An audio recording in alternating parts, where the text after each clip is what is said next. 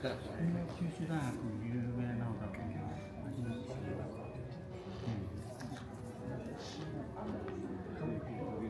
はい。Good afternoon, everyone. Welcome to Kyushu University Forum. KYUDAI now Vietnam.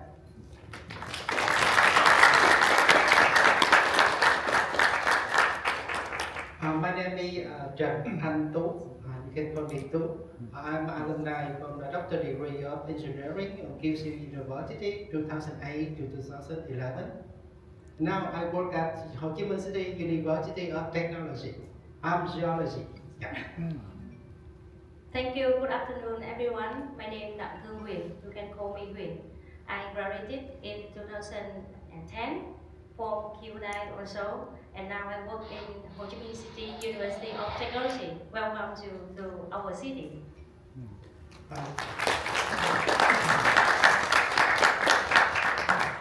Thank you for coming today. This is weekday afternoon.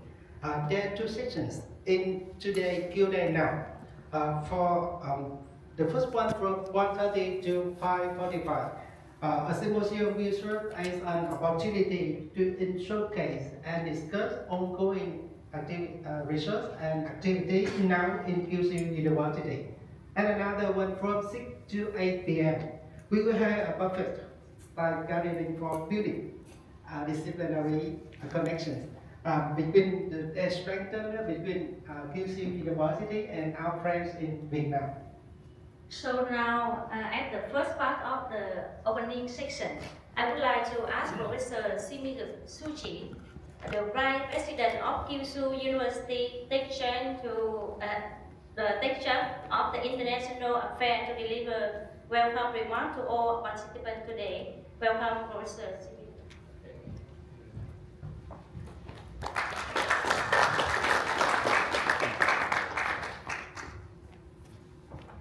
So, hello everybody.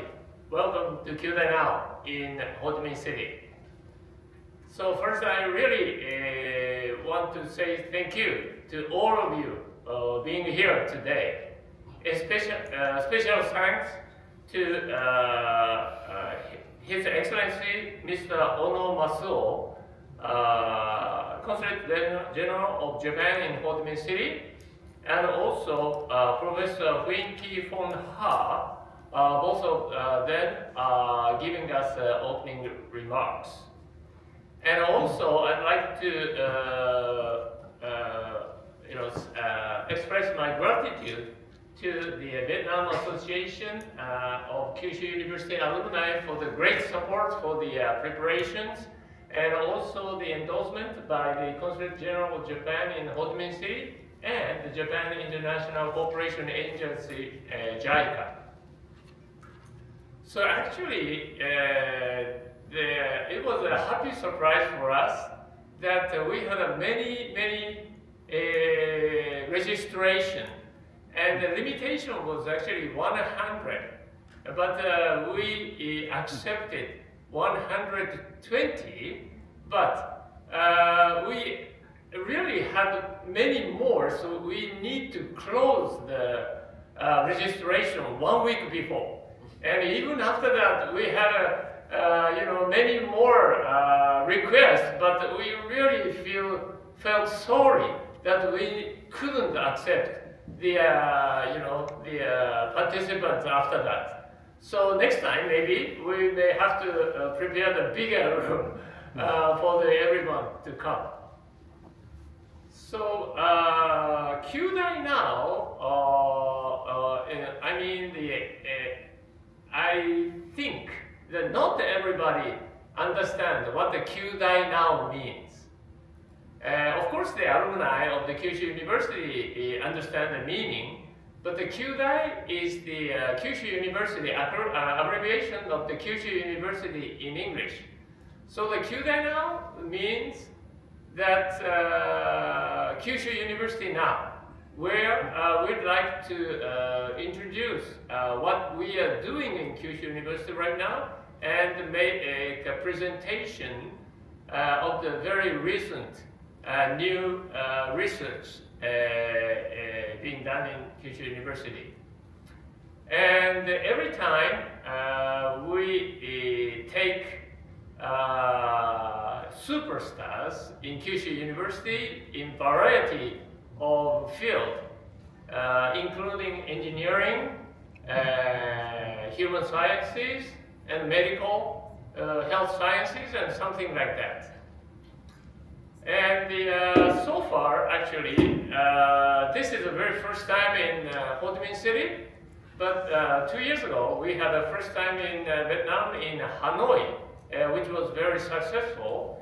And we started this event 2 years ago, and we have done this many countries around Asia, including Thailand, Indonesia, Malaysia, Mongol, what else? Egypt. Yeah, and not only Asia, but Egypt. And so we're really happy to have a communication with the alumni people, but also the academic people in around that country, and also industries or local government and something like that. And the and a bit special thing here in Vietnam this time is that we had a request to take the professors whose specialty is a semiconductor. And I heard that in Vietnam, the semiconductor is a very hot issue, and the government support this field, very much. So we took two, professors in this field today. And also one thing I'd like to share with you is that just last month, the Kyushu Semiconductor Human Resources Consortium took 15 specialists, both from academics and industry, visited Hanoi to give them new information about this field, as well as to enhance the human network between Kyushu in Japan and Vietnam. And I heard that the Japanese embassy in Vietnam arranged and supported a lot for that great event. So that's all for my opening remarks, and I do hope that all of you will enjoy the session today. Thank you. Thank you, Professor Kyushu. Today is a distinct honor to esteemed guests. Yeah, to have the gracious accepted our invitation despite their demanding schedule. And allow me to introduce our first guest, Mr. Ono, Consul General of Japan in Ho Chi Minh City, Vietnam, who will share the opening remark to the KYUDAI now, Vietnam. Please welcome.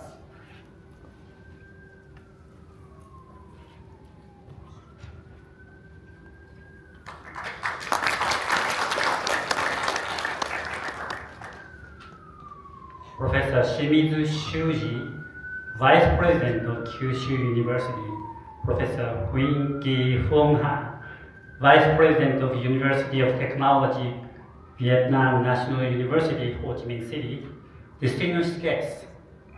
It is my great honor to be invited to the Kyushu University Forum, KYUDAI Now.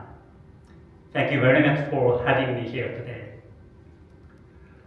Kyushu University is well known for its excellent research and education in various fields, including engineering, agriculture, education, and dental science. Especially in relation to Vietnam, Dr. Vo Tong Xuân, former Vice Rector of Can Tho University, studied at the Graduate School of Agriculture at Kyushu University in 1974. After returning to Vietnam, he dedicated himself to improving rice yields in a country facing food shortages at the time, helping Vietnam transition from a rice importing nation to becoming a major rice exporter. Today's program will have interesting discussions on many topics like hydrogen fuel cells, semiconductor technology, AI in agricultural research, the latest discoveries in oral tumor research, and foreign credential evaluation in Asia. This sharing of knowledge is a valuable opportunity to strengthen the academic and industry cooperation between Japan and Vietnam. The Vietnamese government has launched an initiative to train 50,000 semiconductor professionals by 2030, and I believe there is significant interest in the semiconductor-related presentations at this seminar. I sincerely hope that the collaborative relationship between Kyushu University and Vietnamese universities and research institutions will continue to flourish, contributing to the academic and industrial development of both countries. With that, I wish this forum great success and look forward to the fruitful discussions among all participants. Thank you.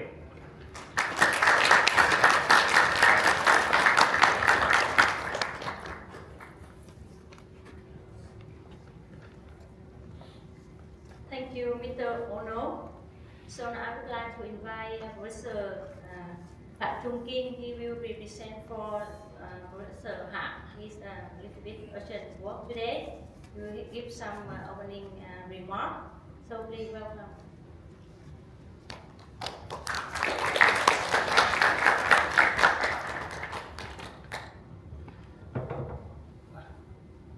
Konnichiwa minasan. On behalf of SNUST, Ho Chi Minh University of Technology, and Professor Minh Phương Ha, the Vice President, today he has planned to come, but he has other meeting. So he would like to welcome all participants from Kyushu University, to join the KYUDAI now, and he hopes that can get a successful discussion through the KYUDAI now. He also would like to thank the President of the Vice President, the CDK, and also the Honor Consul General of Japan. And he wishes that everyone will get the successful event today. Thank you. Thank you, Professor Tam Chung Kim. Next, we would like to move to the next part. Associate Professor Kian Kun, Kyushu University Institute for the Asia and Oceania Studies, will be a brief presentation in the introduction to Kyushu University. Please.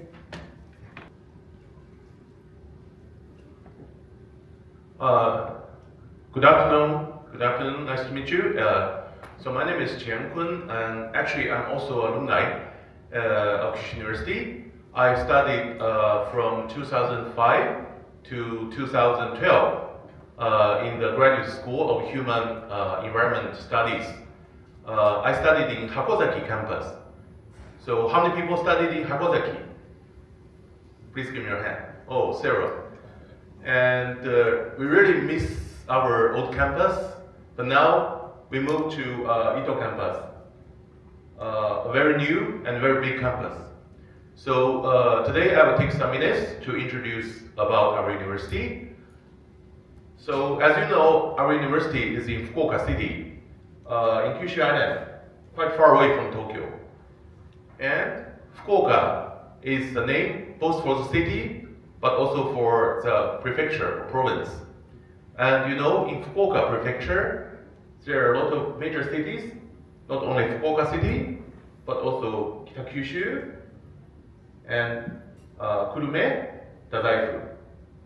The people who have studied in Japan should know this kind of different cities have a lot of very beautiful things like this Fuji flowers, and also the nice thing of Kitakyushu City, because Kitakyushu is very famous for its heavy industry, chemical industry.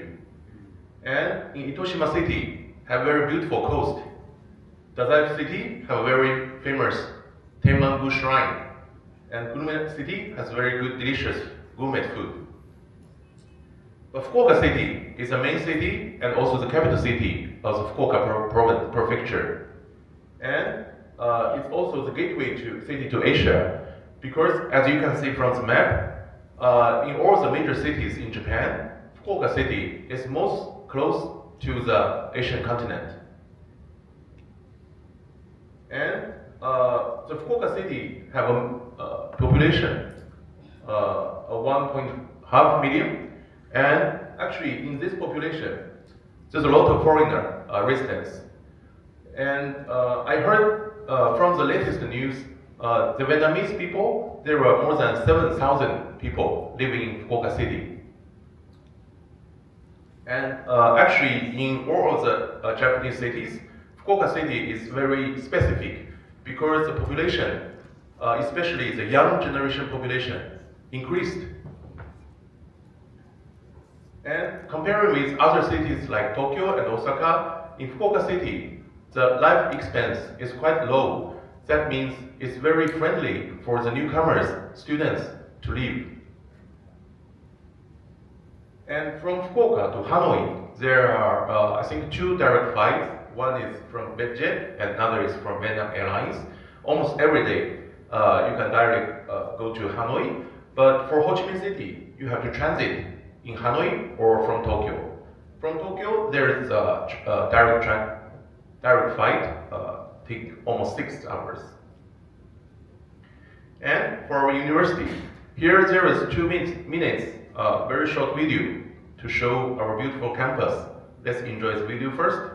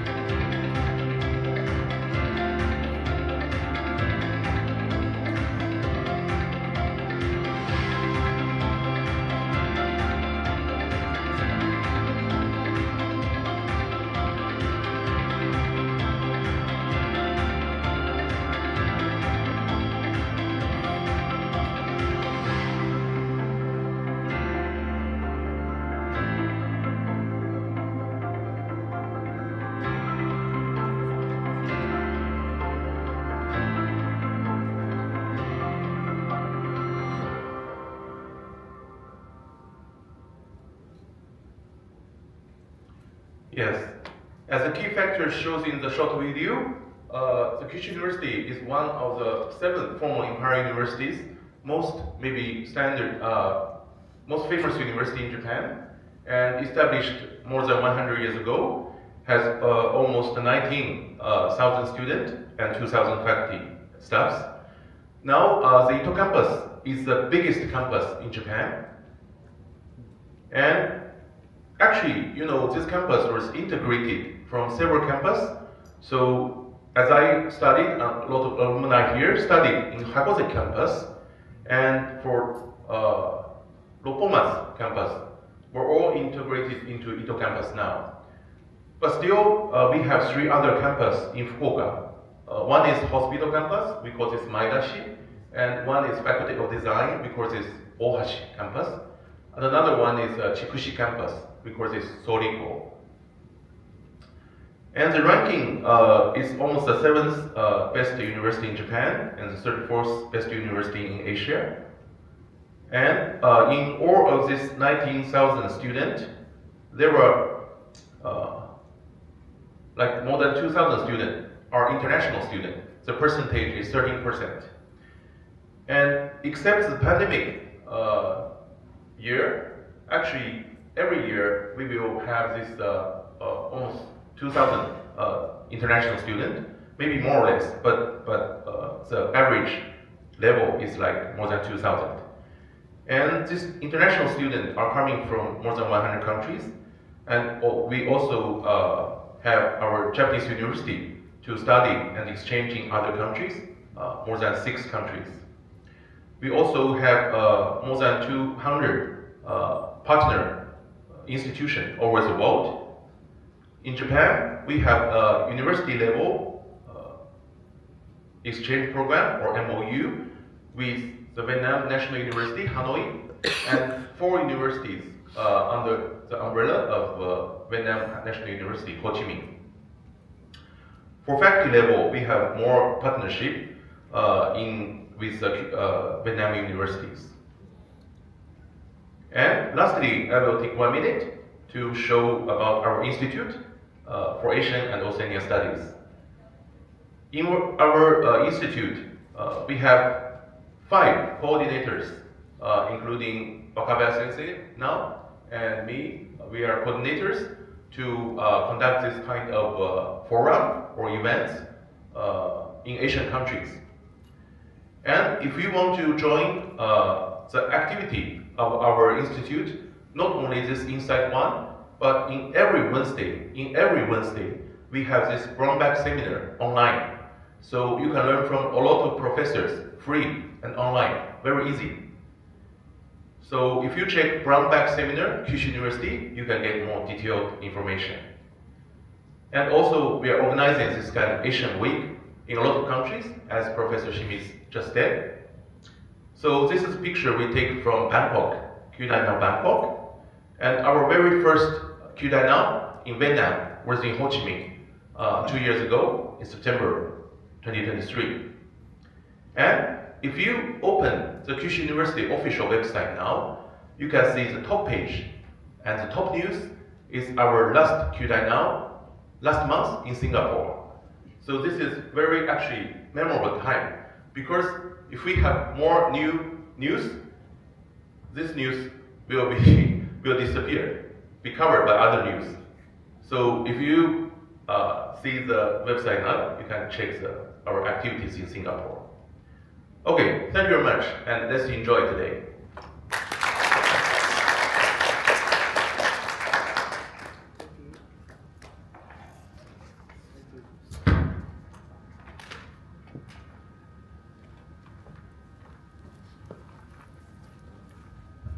Related to this keyword. First, I am glad to introduce Dr. Nakajima Hironori to give the first presentation titled Fundamental Research and Application of Hydrogen Fuel Cell and Water Electrolyzer. Professor Oshima, please start your speech if you are ready. Thank you so much for the kind introduction. Thank you so much for today's opportunity for me to make a presentation. I'm Dr. Nakajima from Kyushu University, and today I'm talking about the fuel cell and water electrolyzer research for hydrogen energy. So, kind of educational content, but most of you know well about the global warming due to the carbon dioxide emission from fossil fuel. So Actually, the world average temperature, global world temperature increases very quickly. So nowadays, maybe some of you know experience that the climate change occurs and some desertification or large hurricane or typhoon in Japan or Asian countries, and some island or coastal erosion occurs. And also glaciers are disappearing everywhere in the world. So that's why the renewable energy, like solar power and also wind power, has been attracting attention to quit using fossil fuels. However, there's also a very huge challenge for renewable energy, so that the variability, fluctuation of the renewable energy. So, for example, for solar power, and, in the day or in a sunny day, it's okay. But at night or cloudy day or rainy day, no power, or very small power can be obtained from solar light. That's why the power leveling is very, very important. So during the day, excess solar power should be stored and used. That it should be moved or used in at night or cloudy or rainy days. And actually, in Kyushu Island, several years ago, too much solar energy, solar electricity was produced. Then Kyushu Electric Power needed to throw away the electricity. So that kind of problem happens. That's why the power leveling is very important. And so utilization of hydrogen energy is also a very important topic.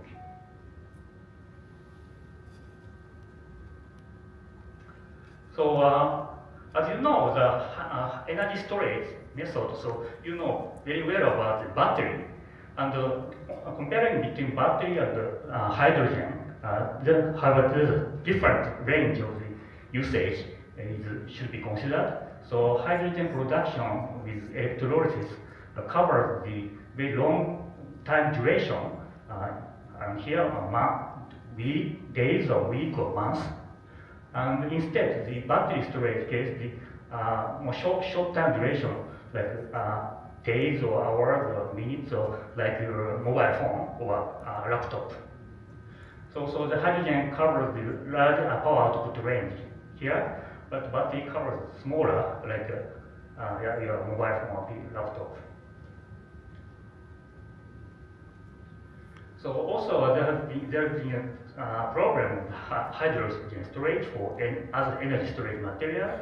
So gasoline or petrol is very, very good fuel. So we cannot easily quit this. So that's a problem. And also methane or LNG is also a very good fuel because they have the huge energy density. However, the lithium-ion battery or hydrogen still has a small energy density.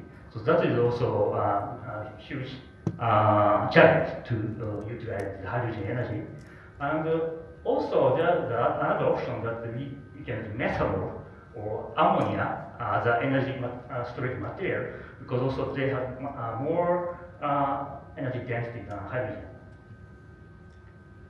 So from renewable energy to hydrogen utilization, the other issue or other challenge that the conversion should be required at least twice.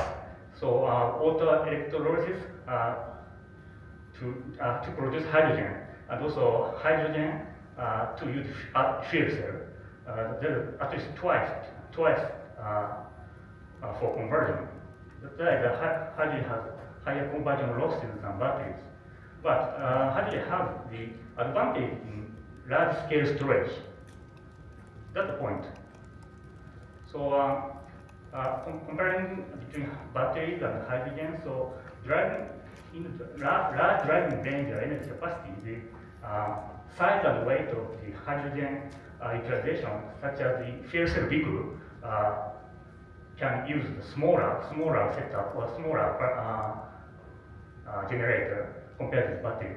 But as you know, the small scale of small energy capacity, like a mobile phone or laptop, size and weight is smaller than hydrogen utilization apparatus.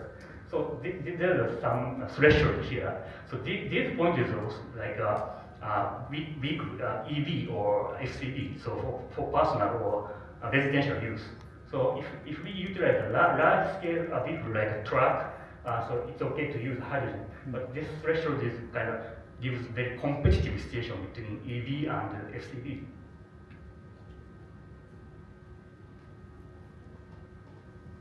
So anyway, so Toyota already developed the fuel cell vehicle Mirai here, and they made a lot of effort to install the high pressure hydrogen tank and also fuel cell stack here. But anyway, so they already developed some fuel cell vehicle technology. So this should be developed more. And not only the fuel cell vehicle, the residential use, the any farm has been purchased in Japan.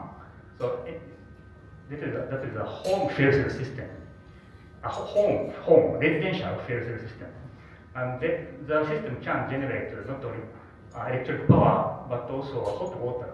So there has been, and also the number of this system is increasing in Japan, and cost price is also decreasing, as shown here.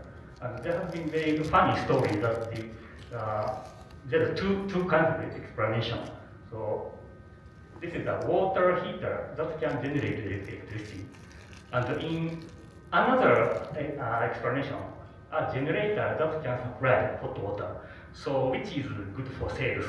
So on the contrary of our expectation, the sales is good with a water heater that can generate electricity, because people are very familiar with water heater instead of generator. That's a funny story, but anyway, this combined system already demonstrated or already in the market in Japan as any farm.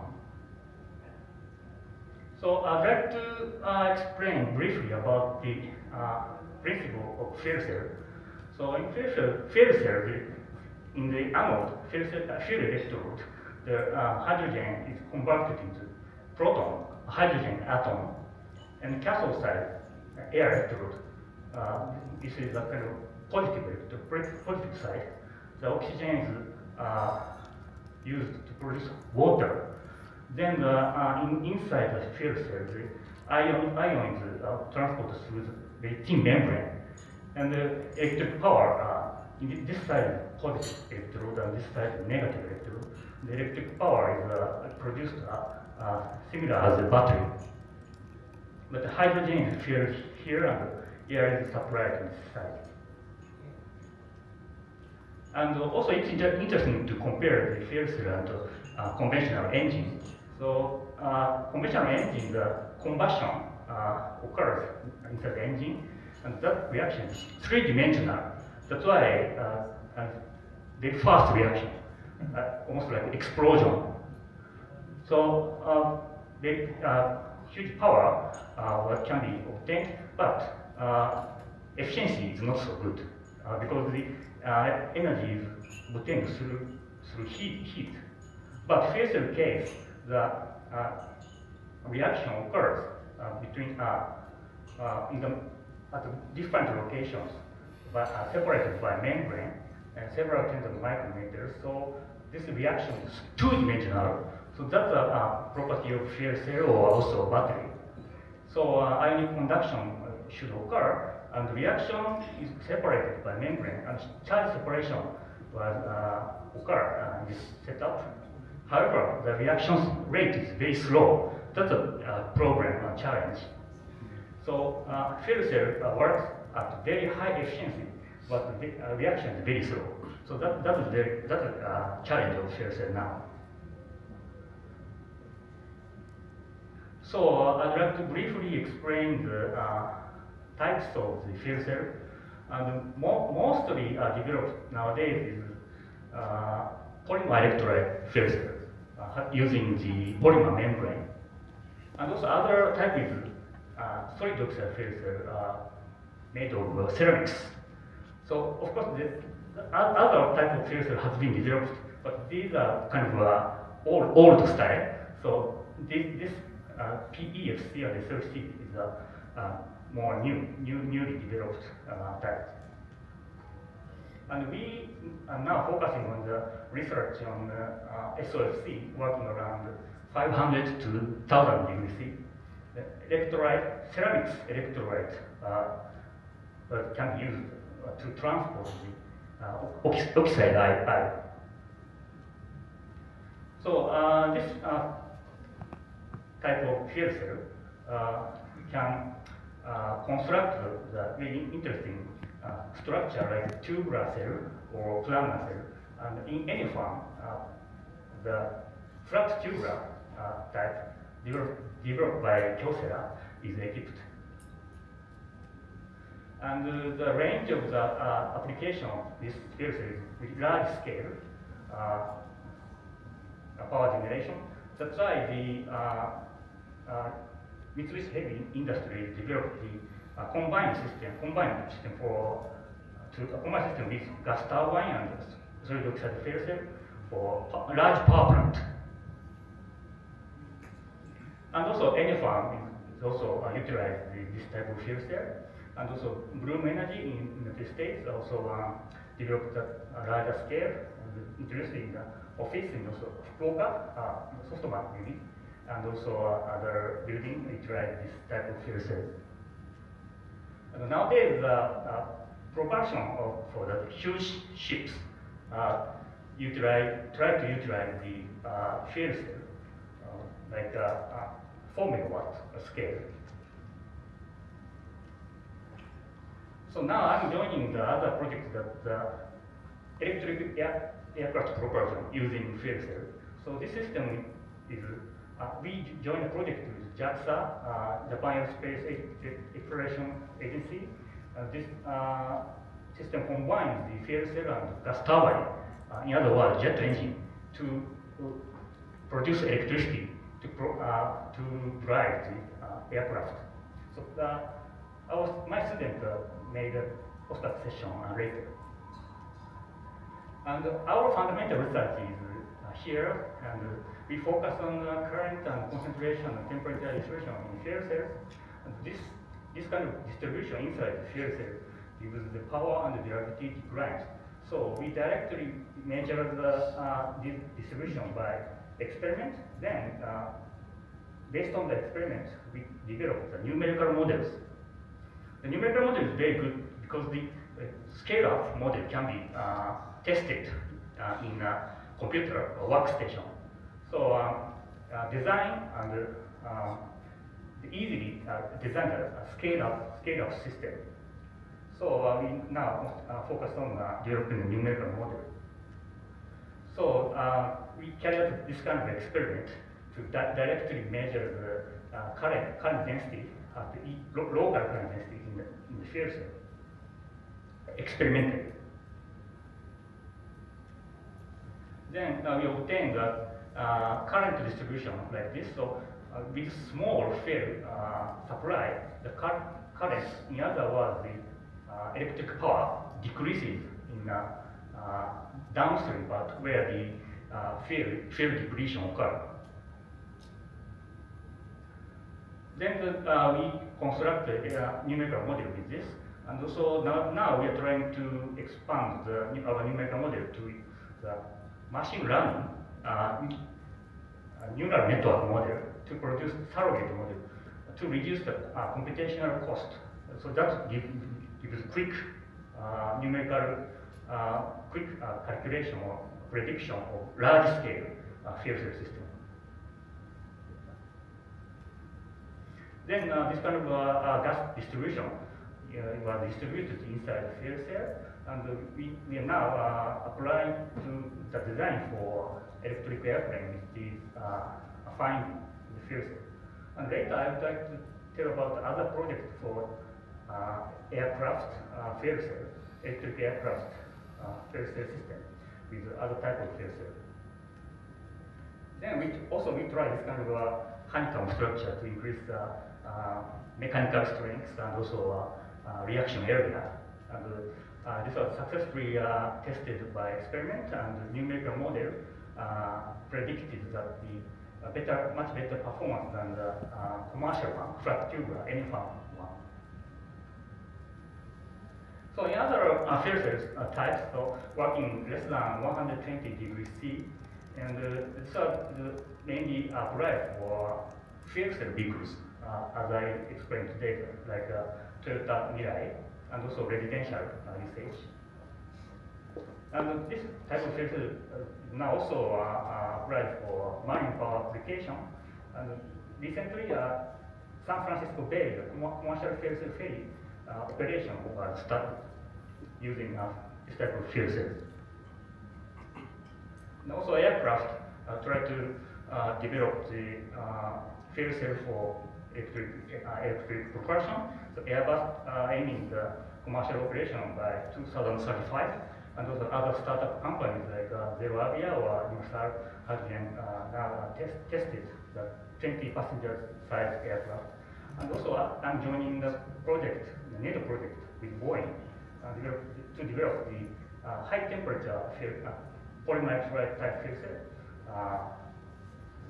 for the electric aircraft. Then in this type of fuel cell, we focus on the simulation of the porous media, focusing on wettability inside the porous media. Then our simulation can predict that the liquid water distribution inside the porous media.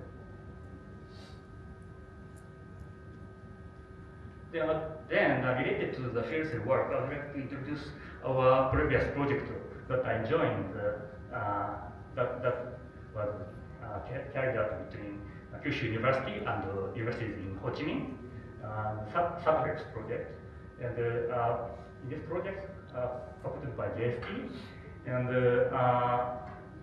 PI was Professor Shiratori, and also Vietnam side Professor Chen, and the Institution of Nanotechnology in Vietnam National University and Kyushu University worked together. And also other universities, CMUT, Ho Chi Minh City, University of Technology, and also Kanto University joined this project. And this project is focusing on the utilization of bio-waste in Vietnam. And the model site was shrimp farm in the Mekong Delta region, Mekong Delta area. And as you know, that the shrimp farming, shrimp pond is there. Lots of shrimp ponds are there in the Mekong Delta area. So in the shrimp pond, the bio-waste has been produced. So that this should be utilized in our project. So bio-waste was converted into methane by fermentation process. Then produced methane was separated to the fuel cell. Then produced electricity. That's why the bio-waste can be utilized as electric power sources. So finally, I'd like to talk about the other types of electrolyzer.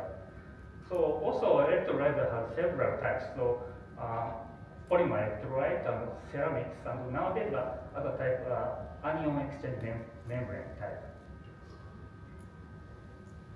So now also I'm joining the project with JAXA to develop the system for space application. And this application is utilized for manned space exploration which can supply oxygen to the astronauts with electrolyzer. So of course, electrolyzer can produce hydrogen, but at the same time, oxygen can be produced. So oxygen can be used in space application for astronauts. So we developed the internal gas and liquid separation system utilizing the hydrophobic porous material inside the cell. And this was successfully worked. And this can advantage of this system is that the gas and liquid can be separated in the microgravity circumstance, such as the space station. So we predict the current distribution and also liquid water depletion area was detected by our model. And also space application, the carbon dioxide is produced from astronauts, so that should be processed. And also this system can be utilized in the ground application to process the CO2. So in the space application, the produced methane by this reactor should be thrown away. But in the ground application, methane can be used as the fuel. That's why this project is NATO Tokyo Gas joined.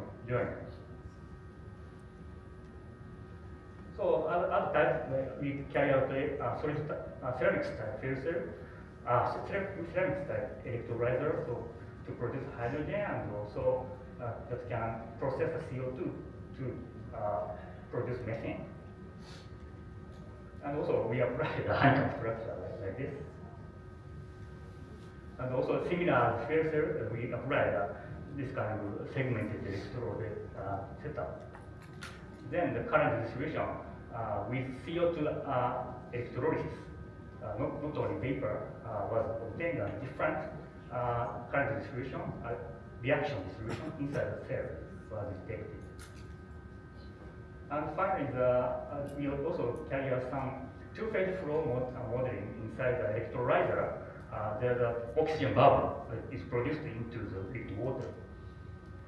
So finally, I'd like to introduce the catalyst research. So this will be also made a presentation by our students.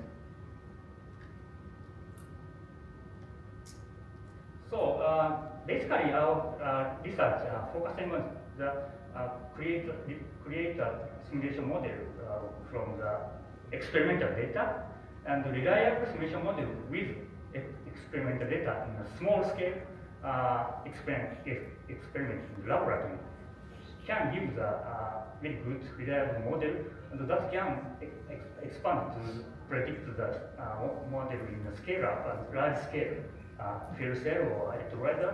This is very practical to reduce in the development costs and time. Then for hydrogen energy, the cost and economic feasibility or infrastructure development and technological challenge, and also safety and social acceptance, those are very, very important to spread the hydrogen energy. So there is a lot of challenge now. So we focus on technological challenge, but the government, industry, and research institutes should be work together to promote hydrogen energy system. So also, finally, I'd like to introduce the hydrogen project inside Kyushu University. So Kyushu University promoted demonstration of hydrogen society. So now the hydrogen bus between train station and campus has already started to operate. So this is new type of bus started working last year maybe, yeah, and developed by Toyota. Then other hydrogen station was equipped, and also stationary fuel cells are also working. Then in Kyushu University campus, for hydrogen energy system realization, so many facilities or educational system was founded. So Department of Hydrogen Energy System was founded, and also these experimental facilities are also founded, and also international collaboration facilities also developed and founded. So that's all. Thanks so much.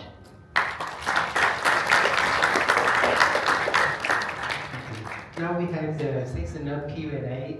If you have any question, please check. Question?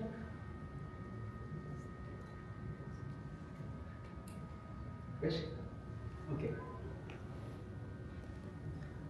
When I studied in 2008, our class professor showed me the electrical power and the hydrogen tube, red hydrogen tube, and the light. Ah, okay. I remember that in 2008. 2008. The first time in class, you showed that. Ah, okay. Thank you very much for the presentation. I have a question. Actually, I'm also concerned about the hydrogen, but it's more about the storage. Because Storage, yeah, in Vietnam, our government also aim to achieve the net zero by 2050. 2050. So hydrogen energy is one of the energy sector. Okay. So because I am not deeply study about hydrogen, but how the condition for the hydrogen storage for the commercial product. Do you have any You condition? asking the type of storage? Yeah, something like that. Ah, okay. So you want to let us some what is the advantageous one? Yeah, that's a very good question, but very difficult one. So depends on the usage. So like this. Of course, nowadays the ammonia, methane is the storage, the hydrogen as a liquid, at a very moderate condition. That's why these are developed nowadays recently. But also this has some challenges.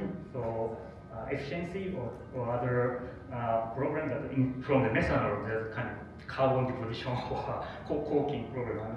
Ammonia case of still some low conversion efficiency. So that's very promising. And the liquid hydrogen tank requires a very low temperature. The very still for the rocket there's some application already. So electric airplane project, liquid hydrogen will be planned to install for the hydrogen source.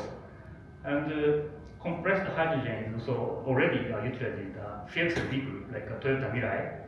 And the other option would be metal hydride. This shows that very high energy density in volumetric energy density, but very heavy.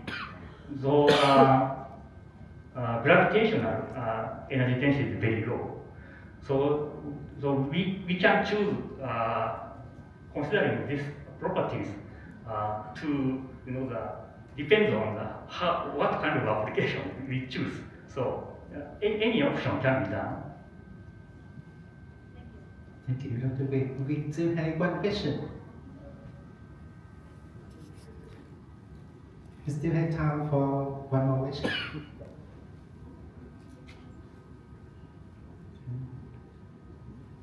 So hydrogen is also the strategy energy beside renewable, other renewable energy. So when we do the water electrolysis, we need the energy supply to separate hydrogen. Yeah. So in this case, you use the renewable too, right? Yeah.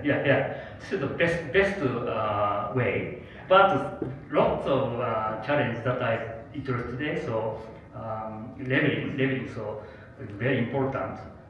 Cost is still very huge issue. So of course widespread situation, the cost will be smaller, but lots of not only technological but other political or economical issues should be resolved. Yeah, but the goal should be promising. Okay, thank you. So thank you so much for Professor Nakajima for your wonderful presentation and informative. And next, thank you. And next,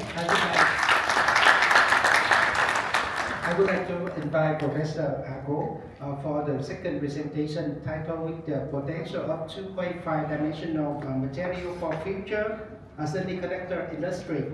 Okay, please.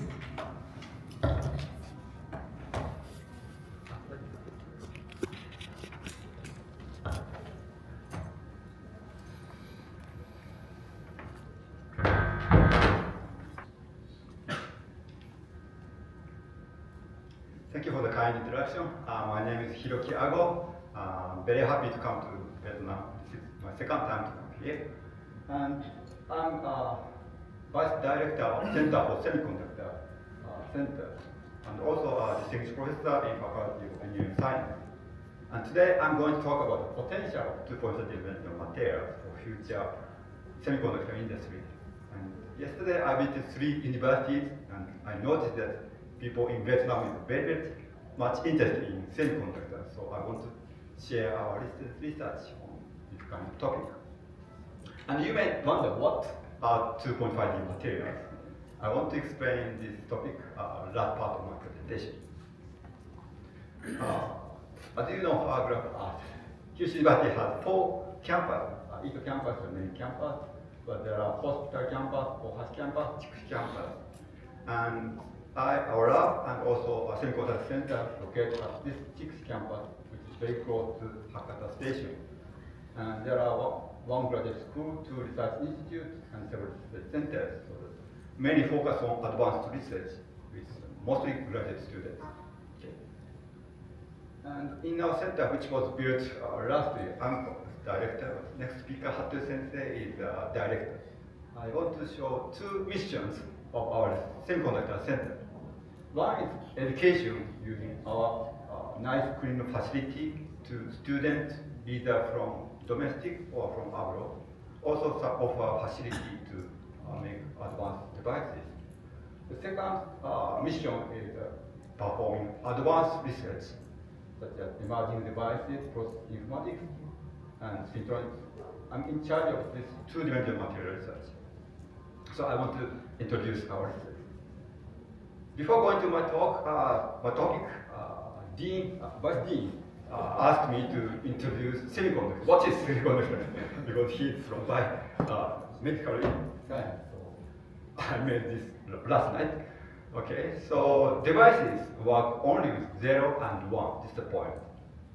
So if you think about a word, 1, 2, 3, 4, 5, 6, 7. But in data world, it converts to 0 and 1. That's what you may know. So 0 changes to 0, 0 or 0, 1. So this is a very simple principle of devices. So off and on determine the state of the current. And I took photographs this morning of states I found in Ho Chi Minh City. This is offset, okay? And offset, yeah, from so assuming these motorbikes are electrons, this is a real happening occurred in the semiconductor. Stop and flow, all right? So in terms of science, this is a real field electron distance made of 3 electrons from meter. This is a kind of signal which is done off and on. So in the case of off, electron cannot go into silicon semiconductor. Stop at the middle of the channel, so no current flows. Okay. In case on, signal is okay, so electron can move from one electrode to another. That means that 1. So by combining this 0 and 1, we can compute or operate the process. And there is one very important rule in semiconductor devices, which we call scaling. Okay. So when you make transistor half size, the density increases about 4 times. And also energy consumption can be decreased by 1/4. So, and also yield increase. So making the device smaller means high density and low energy consumption and more integration. So making the device smaller is very, very essential in semiconductor industry. Okay. So now the device becomes smaller and smaller. Okay. So this is a future trend of semiconductor devices. So this is traditional channel. So this is kind of rod for motorbike, and it becomes smaller and smaller. So this is present. And in future, in 2030, the channel becomes narrow and smaller, smaller and narrower. Okay. So in case of silicon, if you make channel smaller, thinner, so electron cannot go fast to the next channel because surface scattering and many oxidized layer may problem. So this is why we are working on 2D material to replace or possibly replace silicon electronics. So this is 3D material, extremely thin atom sheets. So in the pencil, there are graphite, which is a stacked carbon sheet. And when you peel off one single layer of graphite or graphene, and this is only one atom thick, very, very narrow, thin material. And when you fix this on substrate and attach electrodes and flow current, and surprisingly, the electron can transfer very fast, high electron speed, which is much faster than this graphite. So this is very surprising, that can flow electron very rapidly. And this compares the speed of electrons in semiconductor or materials. We call it mobility, electromobility. So in case of silicon, which is very widely used in our computer or mobile phones, the mobility is 1,500. Okay, and germanium is more higher, or still 4,000, and organic transistor is less than 10. So in case of graphene, it's 10,000, extremely high. And when you protect graphene from environment, it goes to 100,000. And as you see, this is a motorbike, but in case of graphene, Super Mario motorbike, much faster. I think so. Yeah, so the meaning of high electron speed is high operation speed. So processing becomes much faster and much more efficient. Okay, and the high mobility originates in the graphene unique band structure shown here, but because of the time limitation, I don't go detail. But this electronic band structure uniqueness gives this high electron speed of electron. Okay, also monolayer graphene or other two-dimensional material is very thin, so that it's light, flexible, and transparent. So that we can expect this kind of flexible mobile phone or this movie. Not our movie, but copy from. So this kind of wearable devices or bending devices can be used for graphene or other two-dimensional material.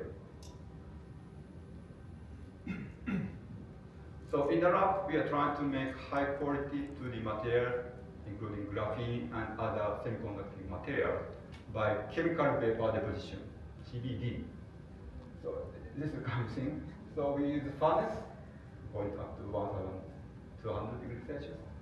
So the basic principle of CVD synthesis of graphene is very simple. Just flow methane in the presence of copper catalyst at high temperature, around 1,000 degrees Celsius. So when we flow methane at 1,000 degrees C, CH4 decomposes to carbon atoms and the hydrogen molecules. And these carbon atoms form graphene. And this monolayer graphene. And there are many companies now selling graphene, and also many people grow graphene by CVD on copper. But mostly they use copper oil, which has rough surface and polycrystal structure. And when we can grow graphene, but it contains small and randomly oriented grains, so that we cannot expect high speed of electrons.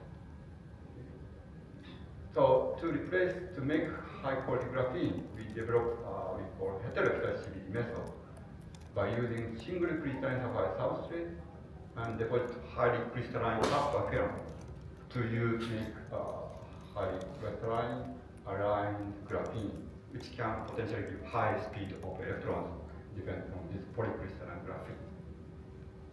Okay, and because our sample is quite different from the commercial one or the big one, so many people request me to supply our graphene, including domestic groups, universities, also overseas, like University of Manchester, and so on. And this movie shows how we grow graphene in our lab. 4 inch. We first deposit copper, but 1 micron thick, by sputtering it, and put into our CVD chamber, but at ambient pressure, and increase the temperature up to 1,075 degrees Celsius, and then from very small amount of methane that gives only one single atom sheet of graphene on surface with copper film, and quench the reaction, finish the reaction. This shows the before and after the CVD growth of monolayer graphene. But because only monolayer graphene, we cannot see anything on the surface of this copper. But anyway, yes, so this graphene can be used for optical communication, also astronomy or space applications. And 4 years ago, one of our members made a venture company to sell our special innate graphene. So there are two issues in two-dimensional graphene or materials. For example, graphene, all the atoms are exposed to surface. So it's very, very sensitive material. Everything is surface. So even though this silicon wafer looks very smooth, but for graphene, this kind of rough surface. So this does not, graphene does not like this kind of surface. For example, this is a schematic. So rough surface also got absorption, make graphene uncomfortable, making speed waves slower. So this kind of very flat, super flat surface is very suitable for graphene. And there is one material called boron nitride, which is two-dimensional insulator with very flat, atomic flat surface. So by protecting this very naive monolayer graphene with insulating boron nitride, we can expect again this high speed of electrons. So yes, this is one. So 2 years ago, we succeeded to make this boron nitride by again chemical vapor deposition, and we published in Nature Electronics, which is very high in Germany. We made large area synthesis and transfer multi-layer boron nitride for enhanced graphene device arrays. So we made multi-layer boron nitride by using borazine, contains boron and nitrogen atom molecule and ionic form, and made centimeter scale, large scale boron nitride, and made devices by sandwiching monolayer graphene with multi-layer TPM.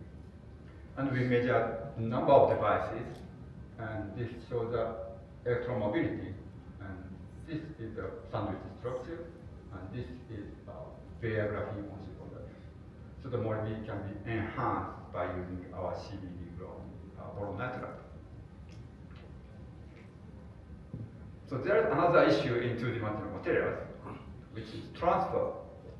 So we, as I showed here before, we can grow graphene on copper, but when we deposit electrode on graphene, in this case, electron goes through copper, not in graphene. So this is not useful.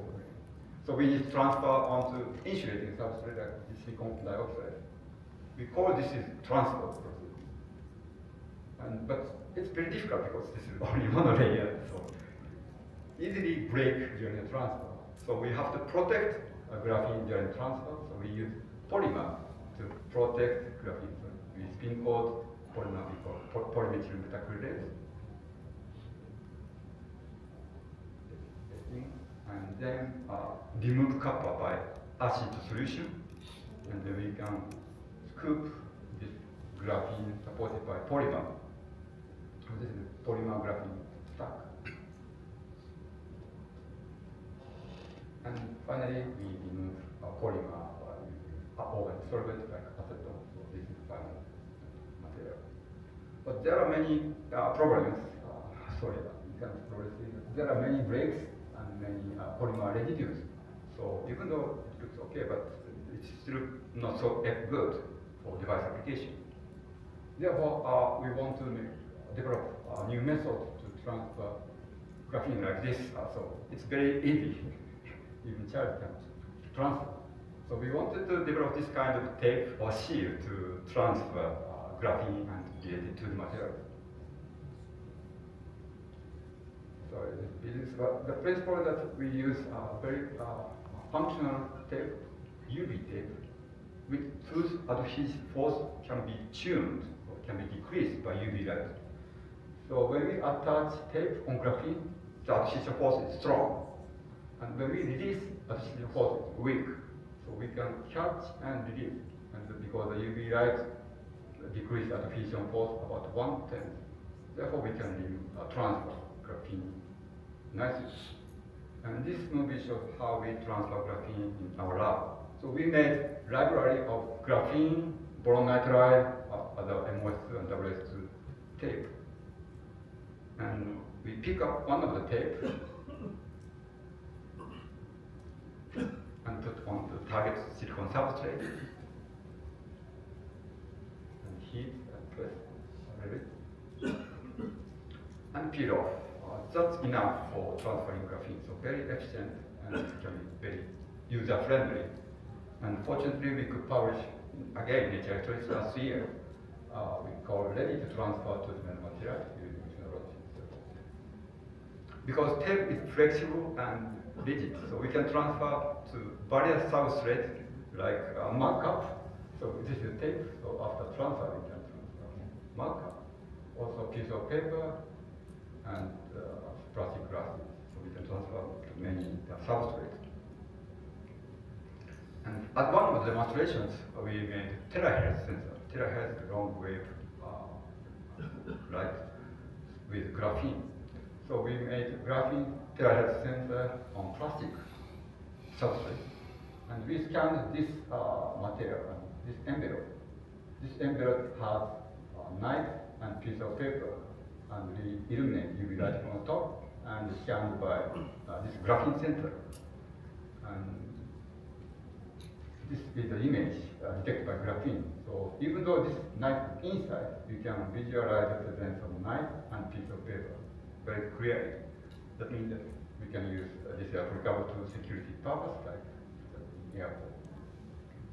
So graphene can be used for terahertz sensors. Yes, we also developed large-scale transfer system for 100 millimeter graphene.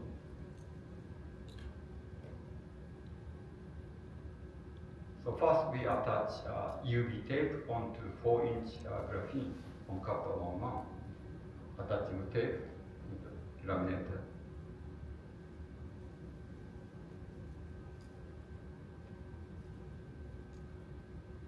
And then UV radiation. So this is the machine. So we switch on the right, and the sample coming from the left. This is tape with graphene. So just a couple of seconds is enough to decrease the attenuation force to 10%. And then delaminate graphene from copper surface by electrochemical method. Sorry, I can't explain in detail. So we can delaminate graphene from copper.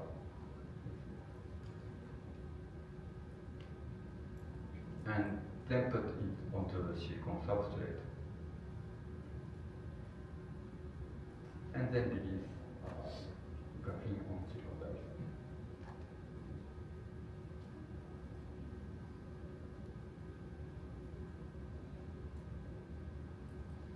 Yes, this is the final product, so we can transfer a large area 100 millimeter graphene using our UV tape. Okay, last topic is 2.5 dimensional materials. In Japan, we have a national project named Science of 2.5 dimensional material, which is supported by Ministry of Education, Science and Technology in Japan. And I am a leader of this project. This is for grant for group research, not for individuals. And continued for 4 years and a half, and $8 million. And 40 professors or 40 principal investigators are involved in this project. So the purpose is to make strong collaboration within Japanese research in Japan. And including students, or more than 100 members are involved in this project. So this is kind of all Japan research style to proceed two-dimensional material or beyond the two-dimensional material. So this movie shows what is two-dimensional material, so beyond 3D. So stacking monolayer graphene, 2 sheets of monolayer graphene, we can change the bond structure or we can change the transport property. And using a twisting material, we have very unique periodic structure we call Morris superlattice, which gives superconducting behavior. Stacking 2 different materials can give very interesting interaction that gives unique illumination. And making a material inside or ions to make batteries or other interesting properties. We call this kind of multiple 2D material system or integration of 2D materials at 2.5D materials. Yes, so our project 2.5D is quite a unique name, so attracts great interest worldwide. So this is some website. So they say a new age of 2.0 materials. So although this is Japanese product, but attracts interest from the other countries. So finally, to recruit young students in our exciting fields, we made manga. Sorry, this is Japanese. This is welcome to 2.5 laboratory. And even this process, we made manga. This is scooping graphene, and this is undergraduate student, and this is professor to explain how we grow graphene.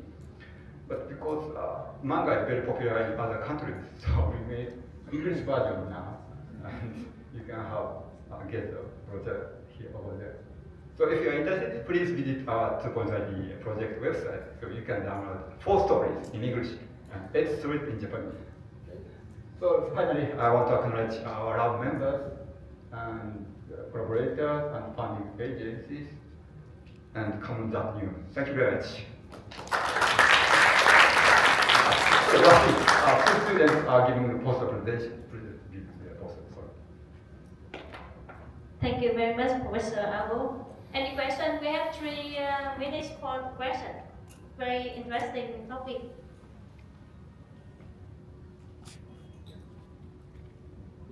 Yeah, please. Yeah, Professor. Thank you very much for your very good presentation, I think. First of all, so sorry, I'm not work or research in semiconductor, so my knowledge about this topic is really limitation. But as my understanding about your presentation, I know that now you do the research related to transfer graphene to various wafer like copper or silicon. But I just wonder now, which is only the research, or are there some of them already be applicable in industry, like in some Japanese company or over the world? Yeah, we are now working with many companies to commercialize our graphene to real device like photosensor, ultra sensors, or biosensors and other applications. But still on the way to commercialize because we need to have uniform device properties and reliability, many things. So we are still working on this process. Yeah. Because in the past I used to research in fuel cell, oxide fuel cell, and I also do one patent for that. But like for transfer to industry, somehow so many like conditions, because we scale up to very big size, not like the same laboratory. So yeah, hopefully you will have more and more cooperation with industry. Yes, I think this is important because we have to make large transfer. Very useful, interesting question. So we have a kind of consortium on 2D material involving many Japanese companies, electronic companies, to develop our graphene on 2D material to real application. But it takes time, not easy to commercialize in 1 or 2 years. Okay, thank you very much. Time is for you is up. Thank you very much, Thank you. Professor Abu. So next, I would like to invite Professor Natalie Reggie will give the 3rd presentation with the title of Semiconductor Development in Cutting-Edge Display Technologies. So please welcome Professor Natalie.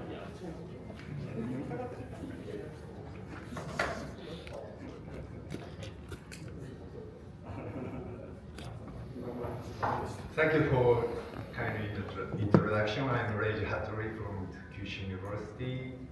So today I talk about the semiconductor development in cutting-edge display technologies.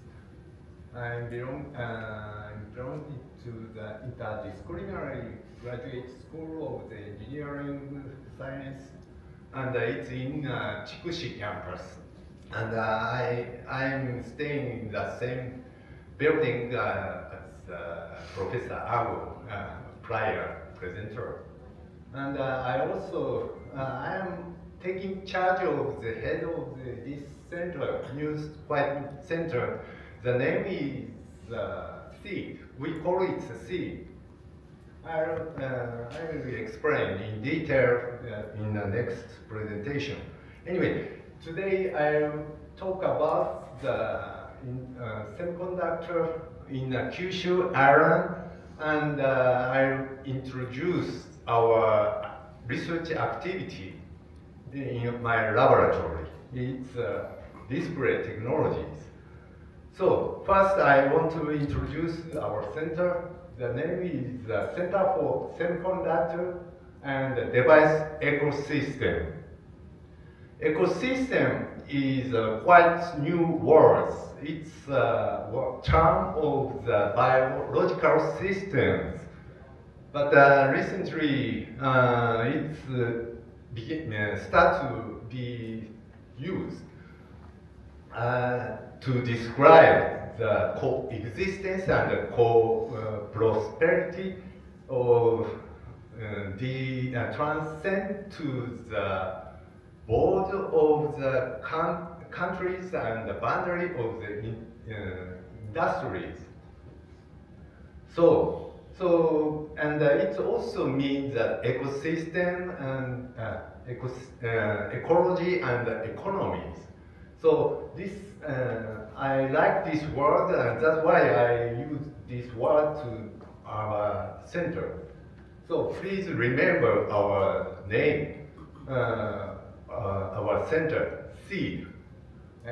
It's a little bit difficult to pronounce, but the SEED is very easy.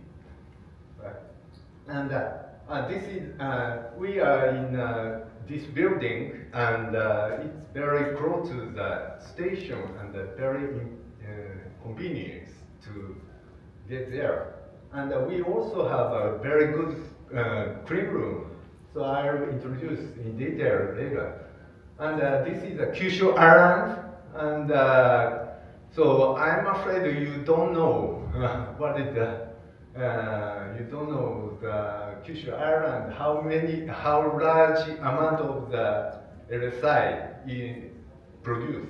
But the Kyushu Island account for the almost 50% of the Japanese total IC production, almost a half. And so Kyushu Island is the place to produce an IC.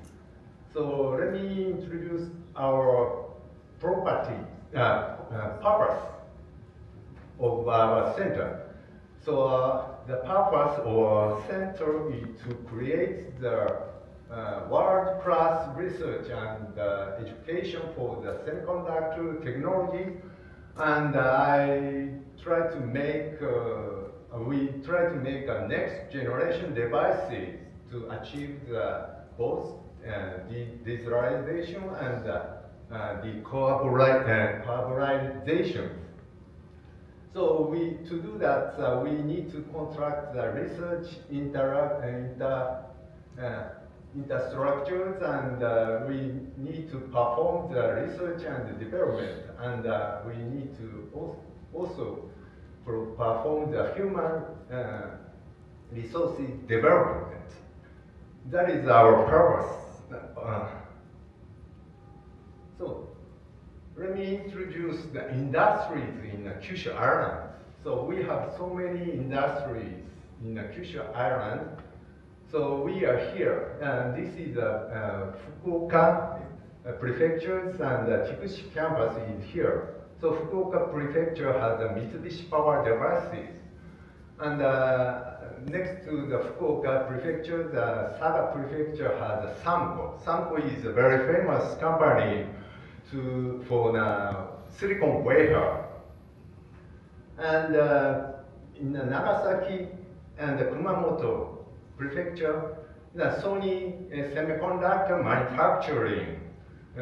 They have this company, and Sony produced an image sensor here. And Ebara is an equipment company for the semiconductor, and the Kyocera is a packaging company, and it's a very famous company, and Tokyo Electron, we call it TEL. So it's also an equipment company, and Oita Prefecture is a Japan Semiconductor. It's coming from the Toshiba Corporation, and several years ago, we had the Japan Advanced Semiconductor Manufacturing. We call it JASM. It's a joint venture company with TSMC. It's a quite famous company, and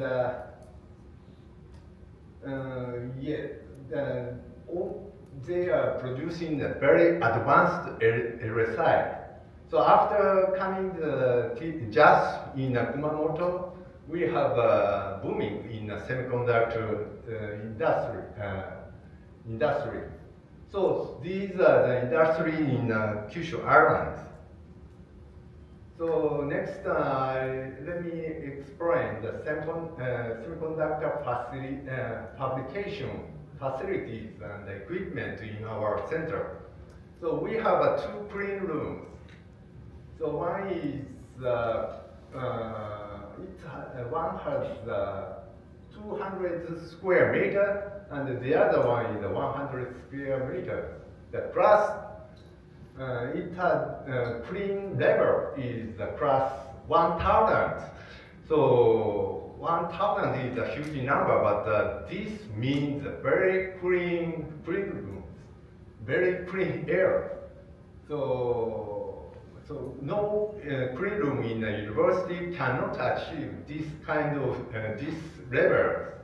So we can say that this clean room is a top class clean room in the university. And we also have a unique equipment groups, process technologies, and device technologies for the silicon-based research. Just like the deposition, we have many equipment for the depositions and heat treatment and photolithography, like this. So using these clean rooms, we can develop the development of the semiconductor research. So this is a global mapping, including Japan and Vietnam and Taiwan. So Kyushu Island is here, and the area is 44,000 square kilometers, and the population is 12 million. It shows that 1/10 of the Japanese area and the population, and the GDP is 475 billion US dollars. So, and compared with Taiwan, so area is almost same, and the population is double, and the GDP is also double, or comparing with Kyushu Island. But Taiwan is famous for the Silicon Island. So almost all the advanced LSI is produced in Taiwan, more than 90%. Or, and in other ways, Taiwan can produce only the country which can produce an advanced LSI. So then Taiwan is called Silicon Island. So, and we call the Kyushu Island is Silicon Island Kyushu. So that means that we want to catch up Taiwan, and I want to be, we want to be in the next Silicon Island, and we add the new term of the new, because several years ago, Japan leads the semiconductor industries. In that time, Kyushu Island is called Silicon Island in Japan. So, but after that, we had big recessions in semiconductor industries. But after coming and giving after moving the TSMC to the Kumamoto prefecture, we have a booming in semiconductor industries again. So that's why we add the words of the new. So we recently we call it the new Silicon Island, Kyushu, for the Kyushu Island. So, and the next, Vietnam. The country is here, and the area is almost same as Japan. Yeah, and the population is also same. Japan, in case of Japan, so population is 120 million. So area and the population is almost same. And yeah, Ho Chi Minh is here, and the north, south part of the Vietnam. And the Kyushu Island is also located on the south part of the Japan. So we have a similarity in the Ho Chi Minh and the Kyushu Island. So Ho Chi Minh and Vietnam have a good capability to catch up the Taiwan. That's what I want to say here in this map. So let me introduce the division and the functions established at the center. So I am head of this center, and I am managing the clean rooms mainly. But Professor Ago and another Professor Kimura is now focusing on the researching. So 2.5 dimension materials, Professor Ago already explained it. That is a promising material for the next generation transistor, semiconductor transistor. So now you know. So, and then another promising material is research is spin currents. Professor Kimura is now doing that. So that is a promising technology for new memories. So those guys, professors, working on the research mainly. And we also have another dimensions under this center. So we try to enhance the research in the Kyushu University in these functions. So next, I want to introduce you research activity in my laboratory. So we have been researching for 30 years about the display technologies. So those the display I have been working on. So 2000, around the 2000, we developed this kind of display. So it's an OLED. I wonder how many people know the OLED. But if you have a very expensive phone, smartphones, it uses the OLED. So if you use an inexpensive one, it uses the LCD. There is a difference. So cost OLED, you still have a high price, but it has a higher functions. For example, in very thin and very high contrast. So, and also if you have a camera on the display, that is the OLED. And recently iPhone uses the OLED mainly. So that is the OLED. And but 2000, around the 2000, this was a quite new display. So I developed the circuits under the display with a Japanese company. It's the name is Casio. So, but Casio gave up the development of display anymore several years ago. Anyway, so I developed this kind of display. It shows a very beautiful image, but circuit is not used recently anymore. So that is very sad. Anyway, at the same time, I also developed the e-paper. E-paper is not so popular now, even now. But what's the Amazon e-paper? It's kind of the book reader. So it has this kind of display. So it looks like a paper. That's why we call it e-paper. But it changes the images, and it can show the characters.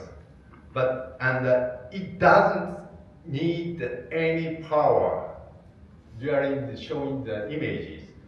So it doesn't need a battery after writing the image on the display.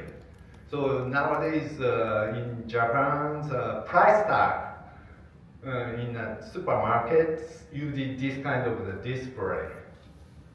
So, but I also developed this type of display with a Japanese company that is a Bridgestone oil maker. It's a famous tire maker. But so we developed this kind of display, and it's flexible, and it can show the color. But this display company also stopped developing this display with some reasons. So, and we also developed the driver IC for this display because it needs a high voltage. So we developed by ourselves, and we make it very thin, so we can bend it. So we can put this driver IC to this driver panels. And we also working on IGZO. IGZO is indium gallium zinc oxide. It's a kind of the semiconductor. That is a material name.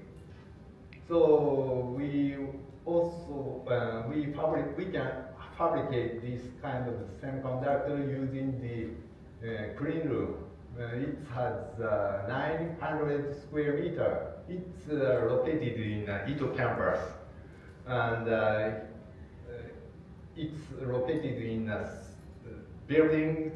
Professor Adachi. He is a very famous guy in organics, electronics.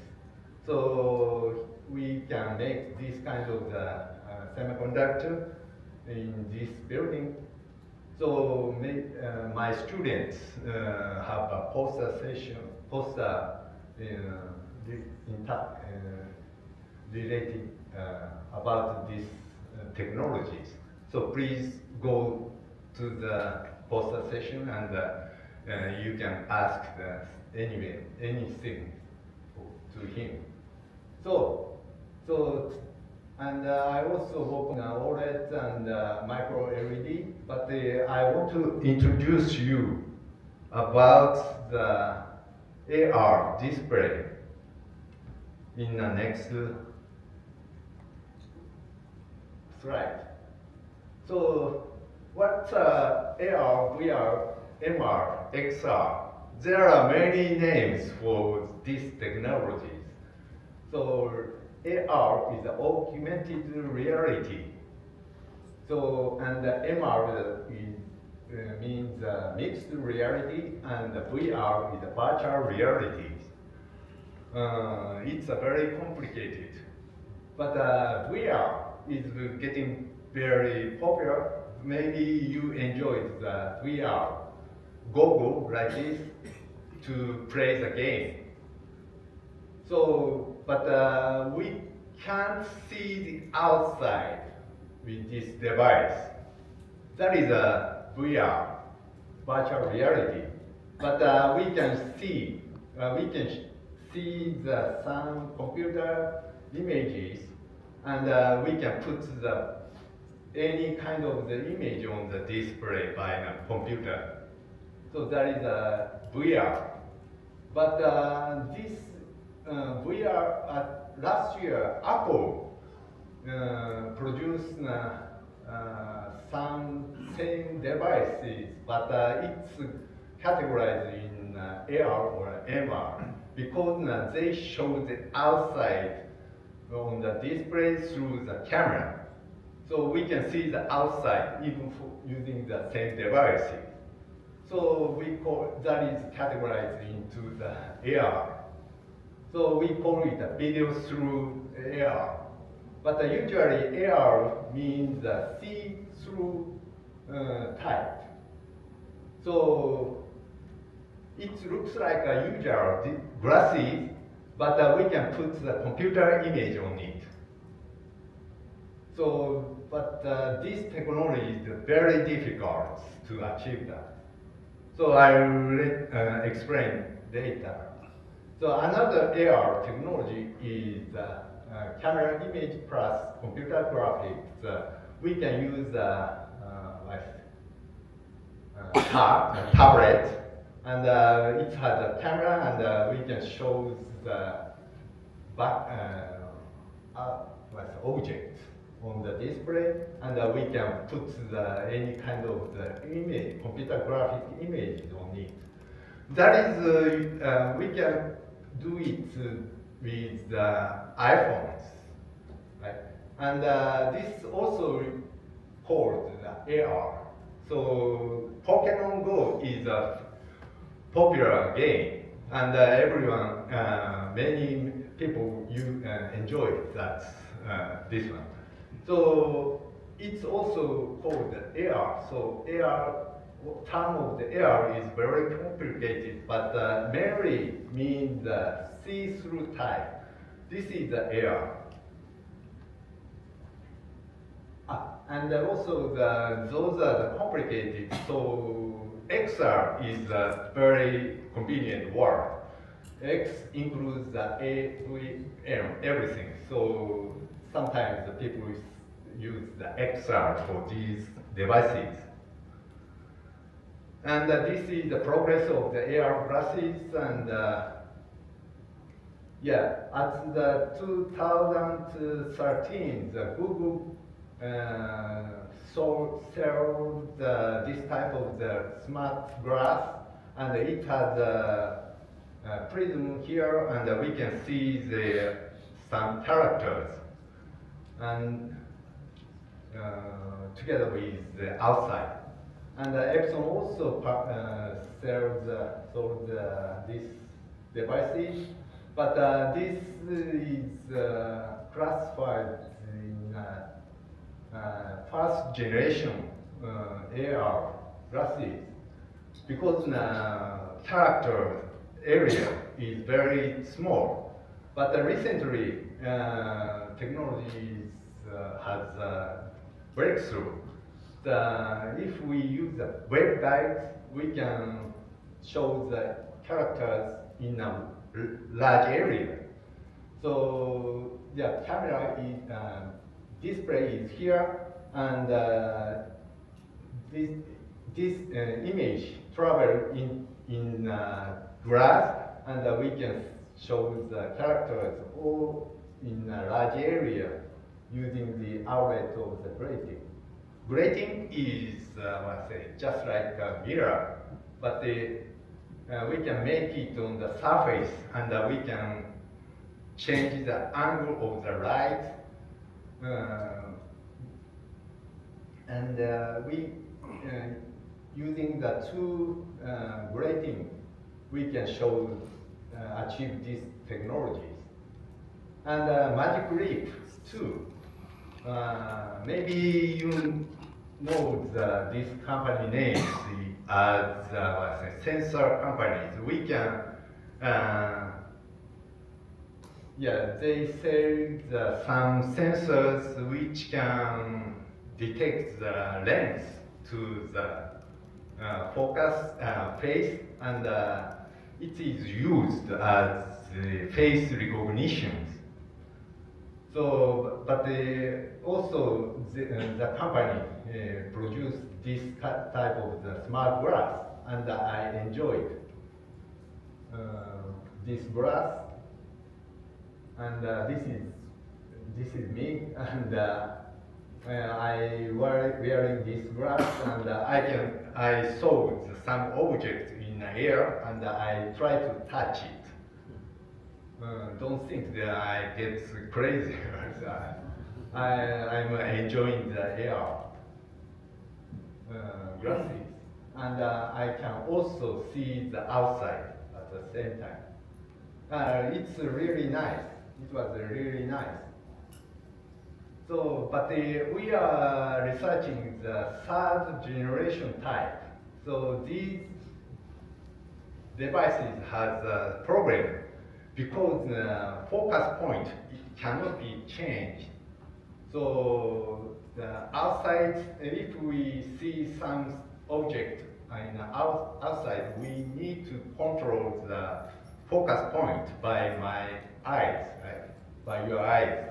But computer graphic image has outside object image has a different distance. We feel the strange feeling. We will have a strange feeling, and we will get sick on that image. So that is a problem those glasses have. That is a serious problem. So we are trying to solve this problem with the third generation smart glass. We are using a retina scanning type. So let me introduce this one. This slide shows why we have some problem on a focus point. So when we see the object, we focus on this one, but the outside object is here, but the image is here. So we try to focus on this image to see the computer graphic image. So there is a difference. So that is why we had the feeling. So yeah, another explanation here. So when we see the objects, we can't focus on the AR image. So AR image gets very big, right? Like this.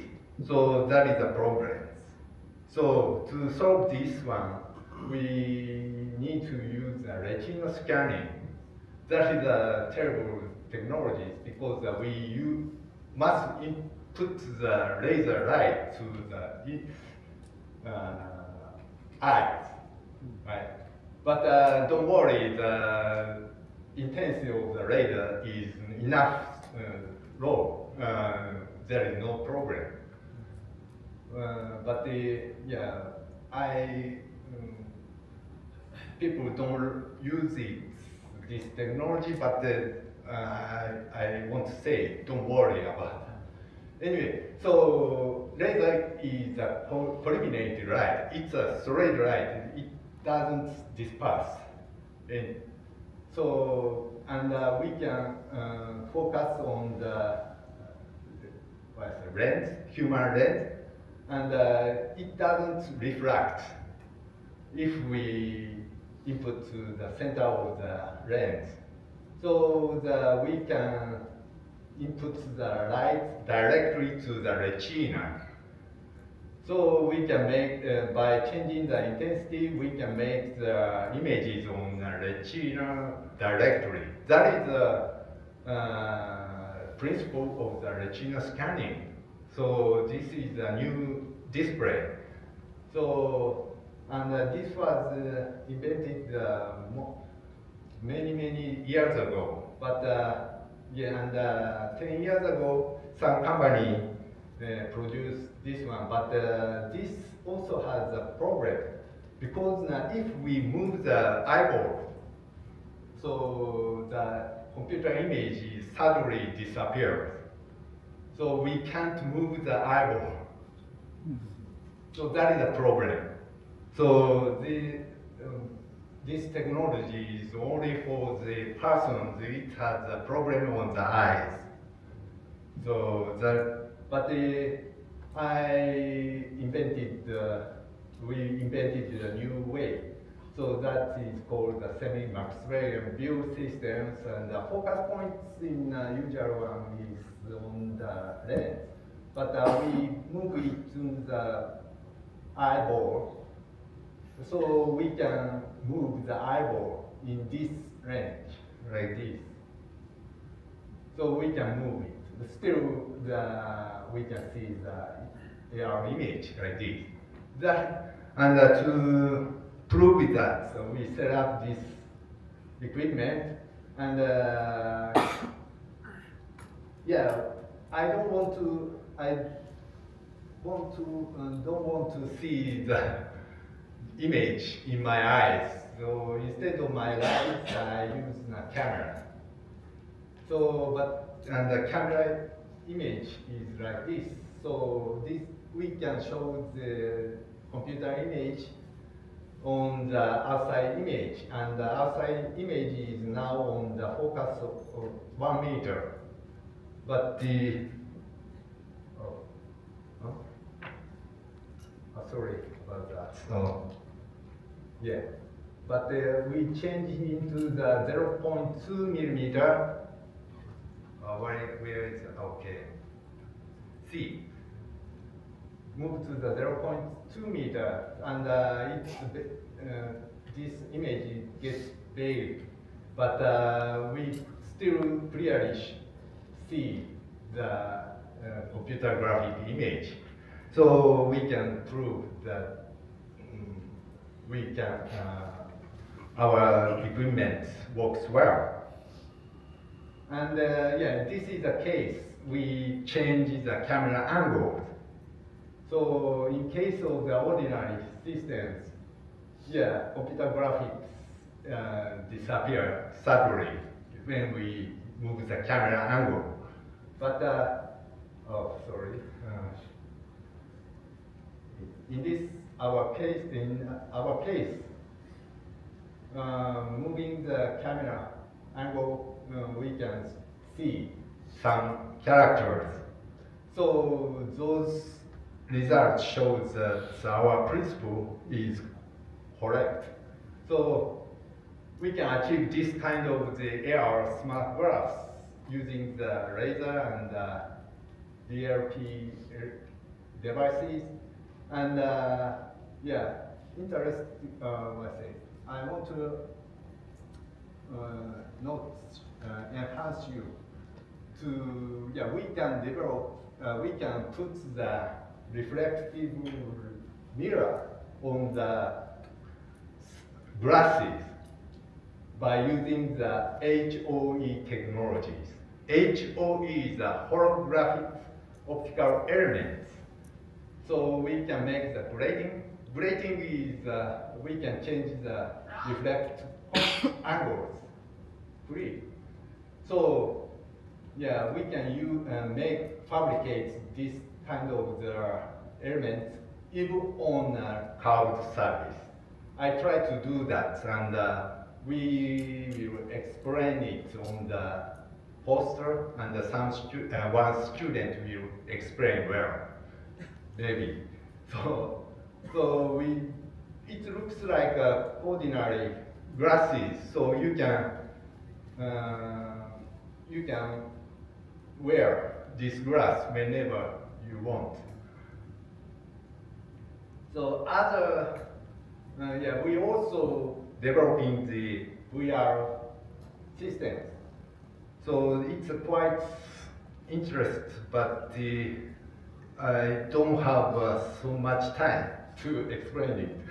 So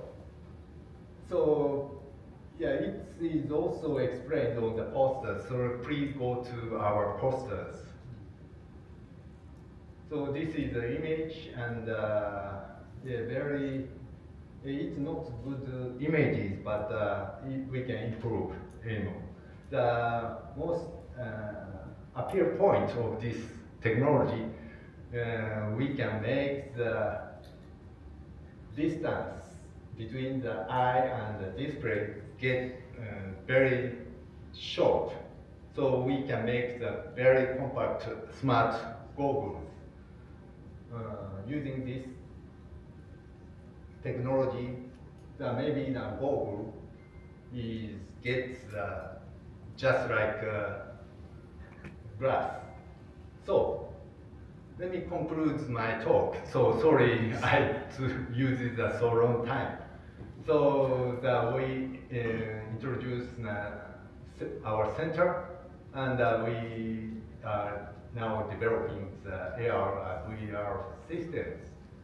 And both XR systems require the fast operating speed and now low energy RSI, which can be achieved by the very advanced RSI process and materials.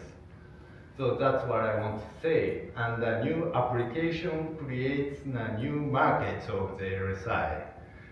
That is the most, this is the one I want to enhance here. So that's it. Thank you very much.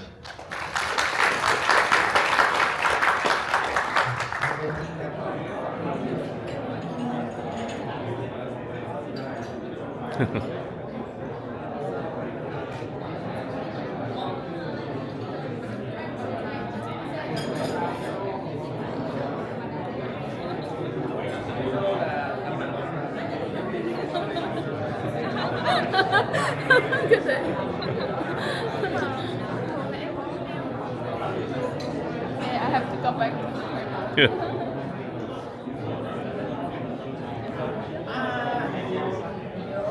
Có làm về chuyển đổi công nghệ sang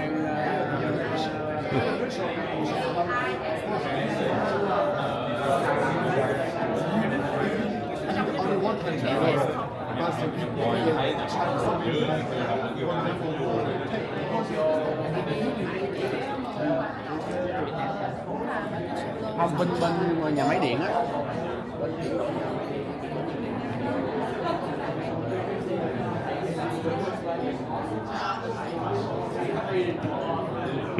No. Vietnam, he studied in Japan. It's also it is relatively also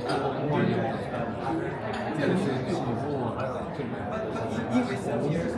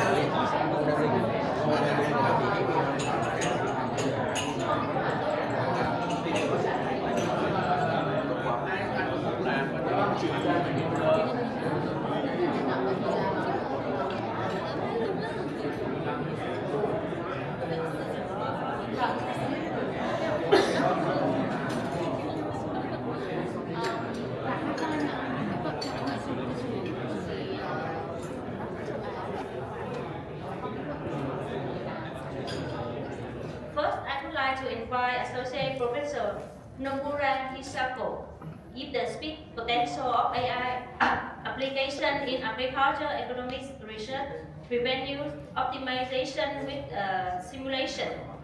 So please welcome Professor Nomura.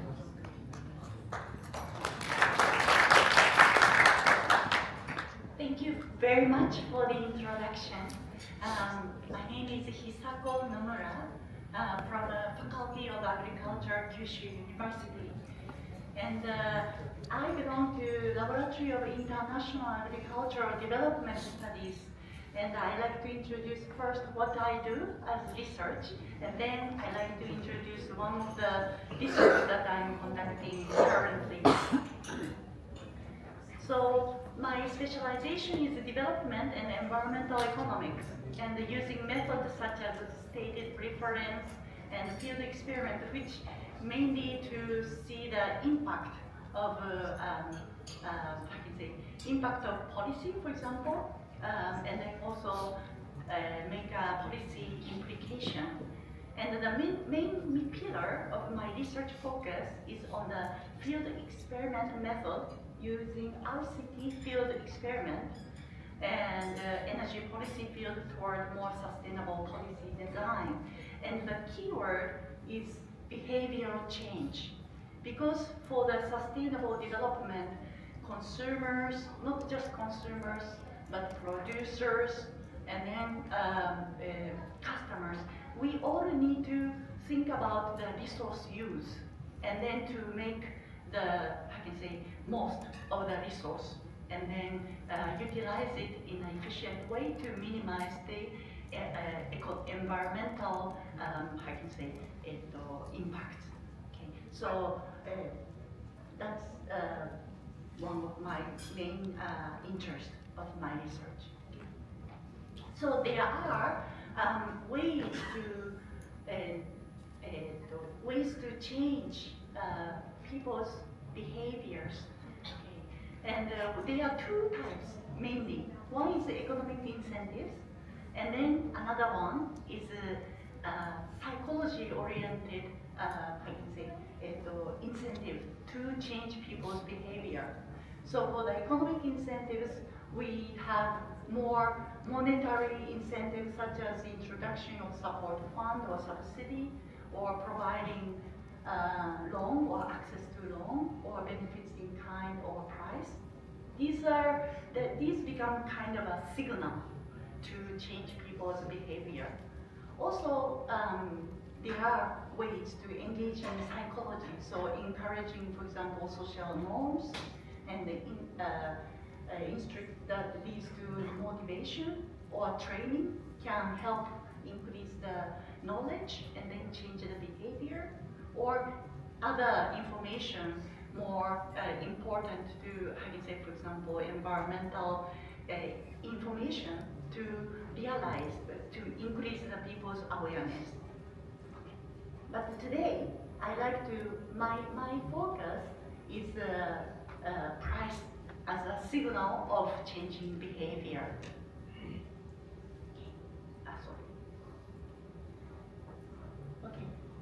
Today's content is as follows. So I'd like to talk a bit more how I'm engaging in AI research with agricultural economics. And then I'd like to use one case study to show how I'm conducting the research currently. So before starting, I'd like to show a quite interesting stat. This is the number of publications when I put the keyword of machine learning and also economic analysis. So since 2016, it's rapidly increasing. Okay. But when I add the keyword to agriculture economics, still number is quite few, but certainly the number of publication is increasing. So I think I have discussed with also many Vietnamese students, graduates, they are also now engaging in AI research. Okay. In relation to agricultural research, in fact, at this moment, AI is very much introduced in smart agriculture. Smart agriculture does not only refer to the use of advanced technologies, but also data analytics and innovative practice to optimize agricultural production, improve efficiency, and minimize environmental impact. studying smart agriculture under the SDGs is crucial because it aligns directly with several key global objectives to foster sustainability, improve food security, and address environmental challenges. The project which I'm involved in is the so-called Internet of Plant project in Kochi Prefecture between 2020 and 2030. And what we are doing is connecting all the data, for example, weather data, crop growth data, image data, also shipping data, labor data, energy data, and so on, all together to one cloud, so-called IOP cloud. So before, I think many economists probably share the same feeling. We wanted to, support farmers to increase farmers' income, household income. However, many data is based on we have to rely on farmers, farmers' information, what they say. However, with this cloud system, for the first time also in Japan, the Japanese cooperative agreed to reveal how much farmers are shipping to collection point of the farmers cooperative on a daily basis. So we know exactly how much farmers, how much harvest farmers are bringing to cooperatives on a daily basis. And having this together with other information, we can find out ways to advise farmers how they can increase their profit. So this data is now still being gathered, and I'm doing currently, for example, optimizing the labor force, how much farmers can reduce the labor force while increasing the profit, for example, based on this data. But today I like to introduce slightly, from the different, another study that which I'm also conducting under this IOP project. I have to say that why this kind of big data is important, for the future study, because it's really that it's what we are hoping is our study can help develop rural area and as well as farmers' income, and that's also help to also optimize the price of the commodities, and then stabilize the commodity prices as well. Like, for example, in Japan currently, rice price is very expensive, but because we have very these data is still in a big black box. So we are trying for the first time to open up these data and then study from different aspects, from environmental engineering or economics, agriculture economics, and so on. So this is example case study on profit maximization. Today I like to introduce a study that focuses on a grading standard of agricultural products. So in Japan, agriculture produce has a grading standard set by the Japanese agricultural cooperatives. Example, like for example, it's a cucumber. On the left, it's a AB quality. And then this CD, you can notice that it's a bit bent. We consider as a CD quality cucumbers. And so gradings are made based on size, color, and straightness in Japan. Another example is strawberry. On the left, you can see by one side, you can see that the left side is better quality. AB quality is also bigger size, and then also shape. And then CD, you can notice that it doesn't have a, similar, similar size and shape. Okay. So by differentiating agricultural products in Japan, what we are doing is trying to uniform the quality. So by selecting AB quality, differentiating from CD, we are uniforming the quality. And then by uniforming the quality, we can also give added value to higher quality product. Also, by having the same size and shape of the product, it can improve distribution efficiency because it can nicely pack in the box. So it can help to distribute efficiency. Also, by separating the product by quality, it can also stabilize price. So there are many merits to introduce standard grading system of agricultural produce. Okay.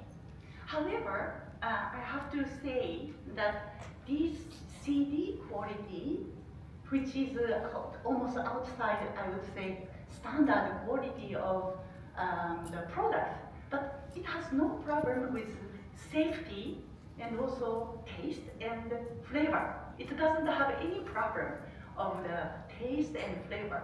It's only the shape. So their selling price, however, the selling price of CD products is almost half the price of AB products at the central market. Okay. So when this AB products is going to central market in Fukuoka,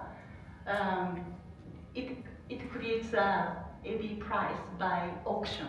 So it's using a marketing mechanism, we can set the AB price. Okay. However, this CD products, it automatically gets half price. So due to the CD quality products, their selling price in the central market is only half price. However, if the CD products are sold at the farmer's market, the farmer can decide the price and then get a higher price. Okay. So this is the JA Farmers Market in Fukuoka. So it means that farmer has a choice whether they want to bring this CD product to the central market or to direct market. It's up to them. So there is a decision making of the farmer to maximize their profit. Okay. Furthermore, in fact, there are also AB retail price. In fact, like say, Ion shopping mall, there is a retail price for the best quality cucumber. So, what actually farmers are making decisions based on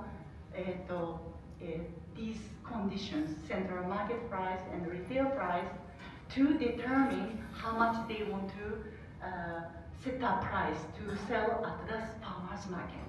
That's a big question. Okay. In fact, based on the interview, we found out that farmers are actually not referring this central price to set the farmers market price, but they are referring to the AB retail price, this price to set this farmers market price to maximize their profit. So I'm utilizing this AB retail price to find out what is the most optimal price, farmers market price, to maximize the profit. Okay. So my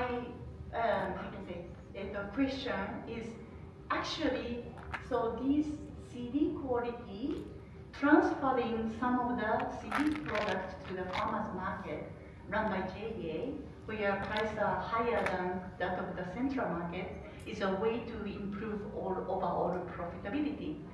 However, farmers do not know the optimal price of the given for the given price, central market price, or given retail price. Okay. So they don't know how much can result in a most maximum profit. Okay. So therefore, the optimization of objective is to determine the optimal farmer's market price and the quantity allocated to the farmer's market in order to maximize total revenue R while satisfying demand and market constraints. So my research hypothesis is farmers can maximize profit by diversifying their product sale revenue for the given market price. So in this kind of, instead of going into too much of the detail of how the methodology, basically I'm collecting the last almost 20 years of retail price retail price, and then utilizing the past retail price to predict current retail price to find out the farmer's market price. That is my objective. Okay. So to do so, I actually grid search I used for this research, and the grid search is a systematic optimization technique used in machine learning and statistical modeling to find the best hyperparameters for given model. And in this study, it's not big data yet, but I'm utilizing a machine learning method to determine the optimal combination of central market price and then, also retail price. And then farmers, finally, what I really want to find out is farmers' optimal market price with given quantity allocated to the farmer's market to maximize the total revenue while satisfying all relevant constraints. So there are, I don't know if, well, maybe I can say, so there are every day, there are number of farmers who are visiting the market to bring their products. But we don't know, because it's very random. Sometimes 15 farmers bring their products, sometimes only 10, or sometimes only 12. But having the past data, we can predict this, how many numbers of farmers are bringing their products. So that's something what I'm doing here. And then by having, we know how many farmers are bringing, together with the quantity they bring, we can find the market demand function. So once we know how much farmers are bringing their products and then how much price they set, then we know the revenue, the quantity multiplied by the price. But the farmer,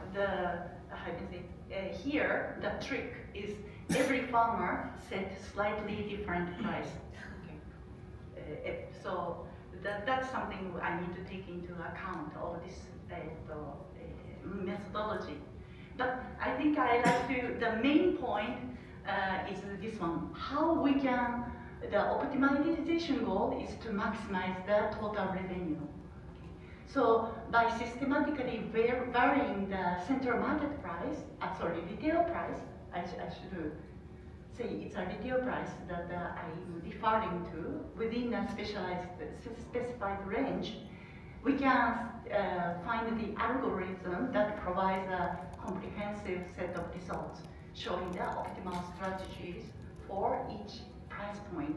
And these results are crucial for decision making for the farmers, as they highlight how there will be an interplay between market price and then distribution quantities affect revenue. So this is the results. So having the total quantity to sell on the vertical on the horizontal axis, I have farmer's market price. So behind it, there is a retail price. So for the given retail price, they can find out the optimal market price, farmer's market price. More in detail, so for example, suppose you can imagine that, I think especially those who lived in Japan, we have nice strawberry in Fukuoka, very nice strawberry current at this moment, at the beginning. Now it's coming down to around 600, but in still January and February, the retail price is about 800 and more higher. Okay, so for example, if retail price is 600, the optimal farmer's market price of CD can be as high as 444 yen per kilogram. And then for the per farmer, I'm setting here about 12 farmers. They can bring up to 4 kilograms of the strawberries to maximize their profit. And once we know the retail price, we can also automatically give the optimal market price that maximizes the profit. So there is a combination of how much per quantity to sell for the market price with the given retail price. Why I'm doing this, I would like to say that, okay, I said I'm from International Agricultural Development Study Laboratory, which is focusing in mainly less developed countries. However, I think this kind of study also in Japan can be a model for the future study to share in other countries. Okay. And that's why currently this study is being conducted in Japan, but I'm hoping that using this information, I can share the knowledge with my students in the future. Okay. So the discussion way forward, we found a fitted curve by deriving the optimal farmer's market price, PF, for given retail price P, retail AB, and the quantity allocated to the farmer's market QSCD in order to maximize total revenue, R, total, and while satisfying demand and the market constraints. Okay.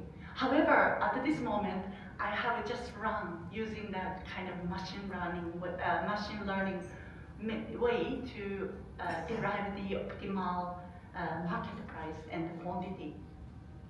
So as a next step, what I'm doing is I'm collecting actual data from JA. So recently, I agreed with JA Itoshima and then also JA Kochi, another prefecture, to get real data.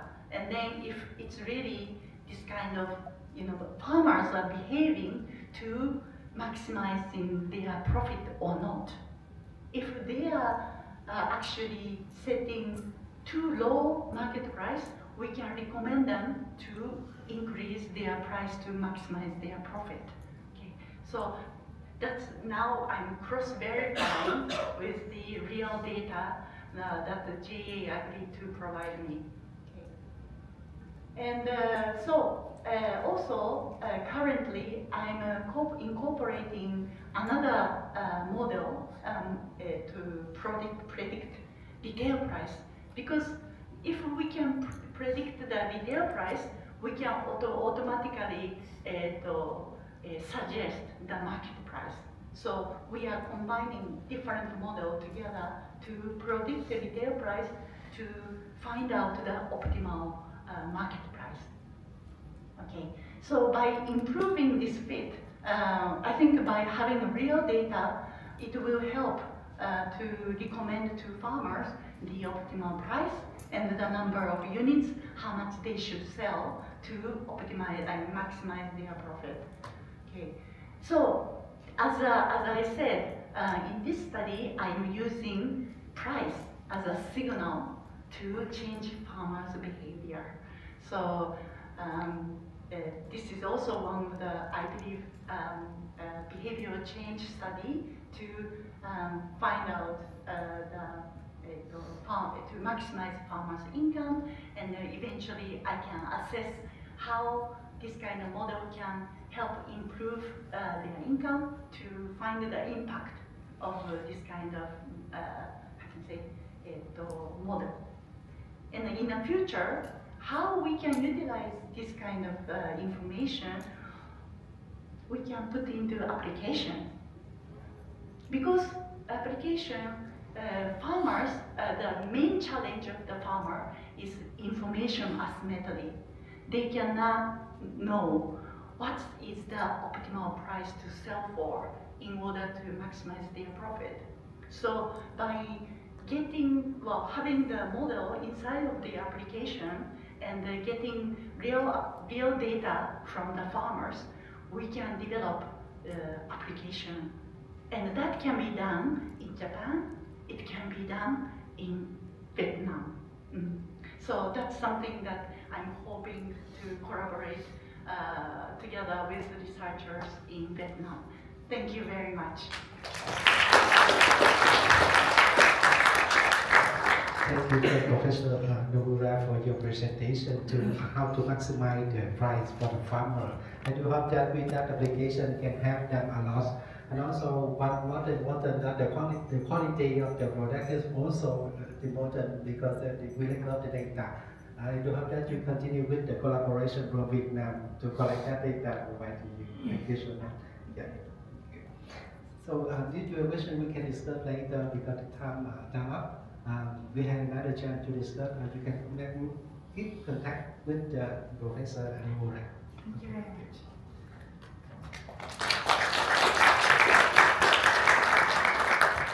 So the next, I would like to introduce Professor Kyushu University. We will talk entitled with oral malignant tumor, the role of one ARL4C and YAB in tumorgenesis. Please.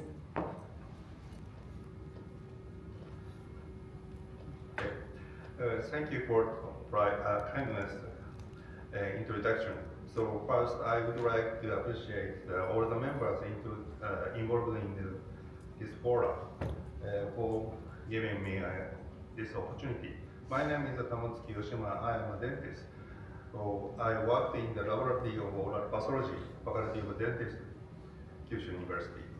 I will talk about oral malignant tumor, but sorry, in my section, some context have been changed.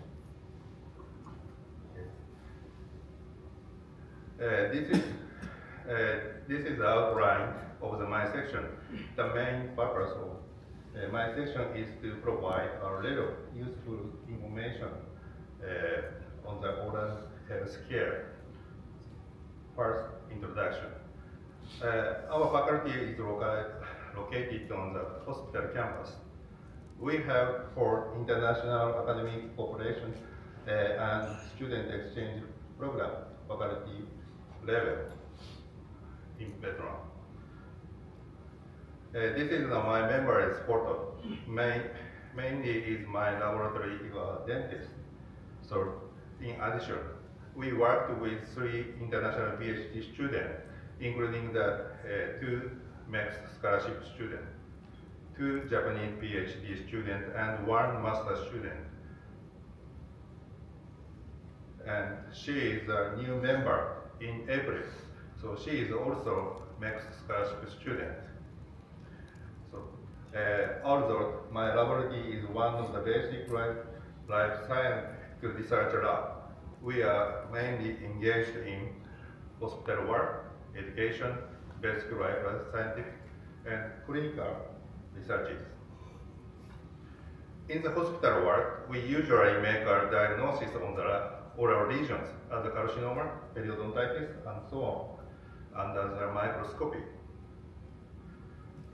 A tumor is an abnormal muscle head with the cooperation with normal tissue and continues the cell proliferation in the livable and disorderly manner. It is usually caused by accumulation of the genetic alteration arising from the variety of the occasions. Main tumor arise from the tissues and cells that make up each organ. Tumor can be divided into the benign and malignant tumor based on the biological characteristics.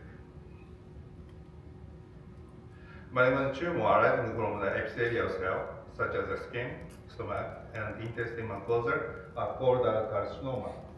On the other hand, malignant tumor arising from non-epithelial epithelial cell, such as the muscle, bone, fat, blood vessel, and nerves, called sarcoma.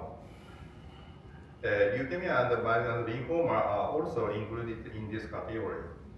The example, bone consists of only non-epithelial component.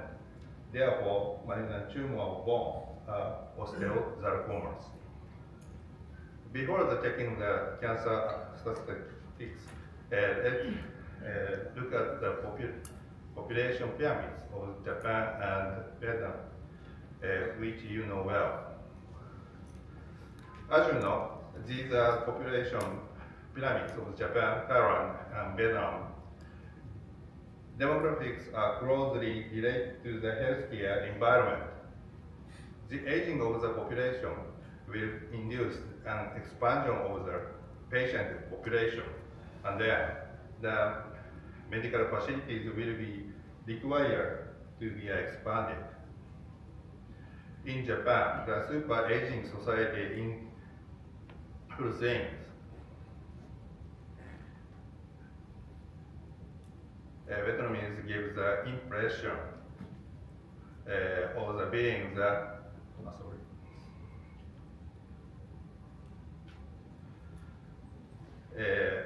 being the country with the young and rapidly growing the population.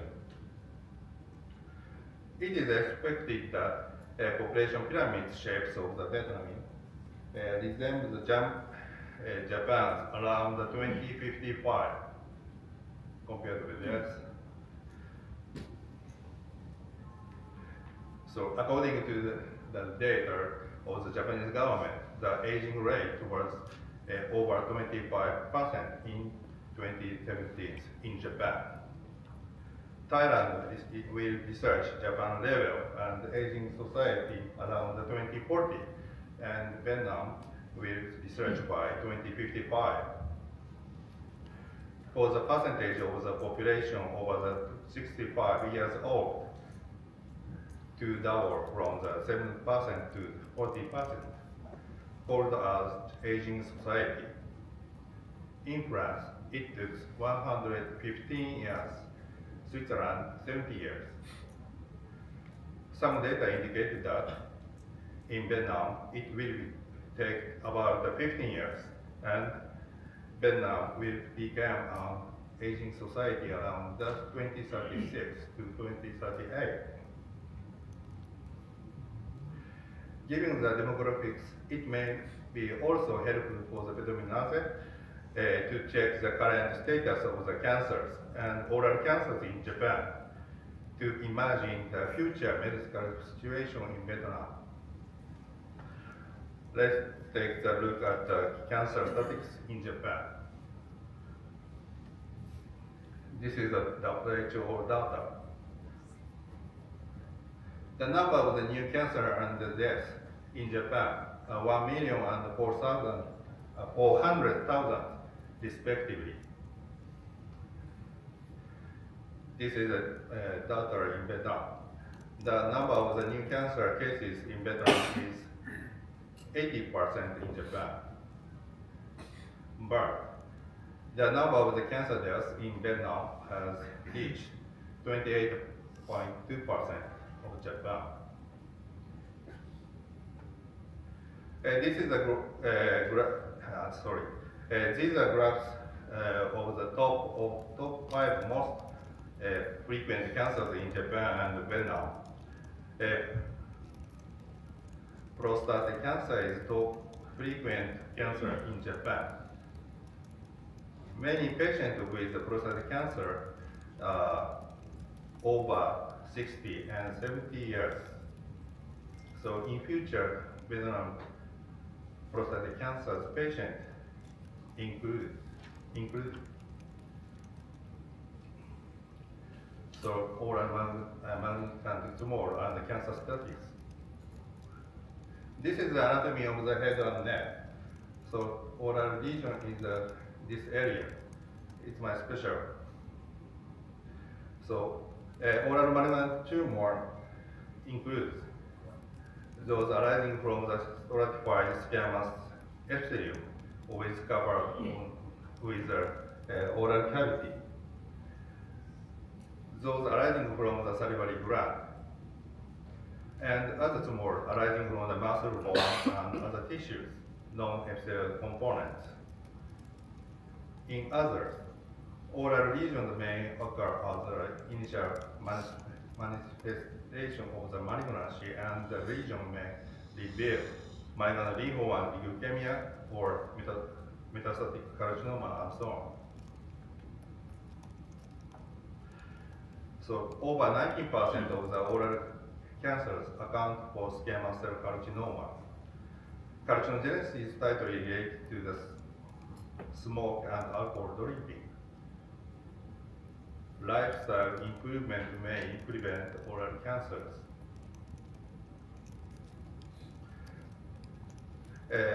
Over 50% of the OSCC squamous cell carcinomas occurred in the tongue, in particular tongue edge.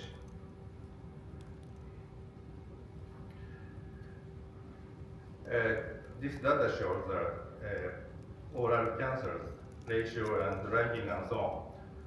The frequency of the new oral cancer cases and the oral cancer deaths, their ranking are similar between the Japan and Vietnam, but cases is 22% in Japan. On the other hand, death case 33% in Japan. So the patient dominant is males. The prevalent age group in the older age, 60s and 70s, and rate is also high in over 80s. In recent years, the number of the women and the young adults has also increased. In Japan, the number of oral and pharyngeal cancer cases and their cancer deaths have been increased in recent years. This is the cancer death rate per 100,000 in various countries. Japan is here. So oral cancer death rate rapidly increased in Thailand. Okay. This is noteworthy. Oral mucosa exchange. Its oral mucosa, the connective tissue is covered with para-keratinized stratified squamous epithelium and has no skin appendicitis. So it's covered with gingiva and other palate. These areas are repeatedly hit by the food fragment during the chewing. They are keratinized.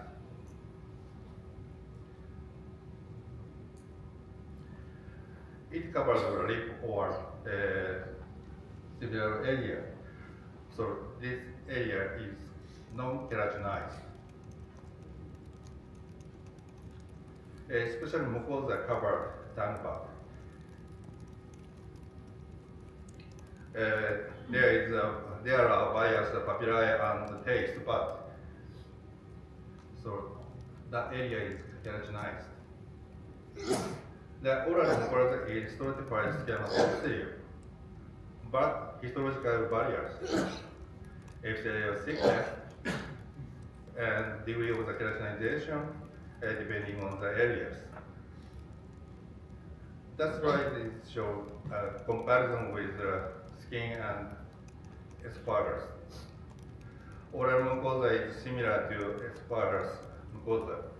Oral mucosa and skin are stratified squamous epithelium, but keratinization rate here is different.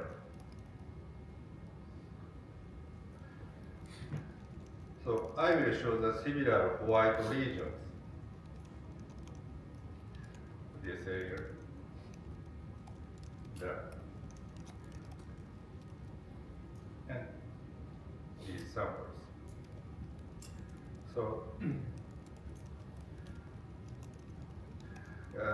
as these layers thicken, the oral mucosa becomes whiter, so the area is influenced. So the area thickness means hyperkeratosis. The area thickness is acanthosis. So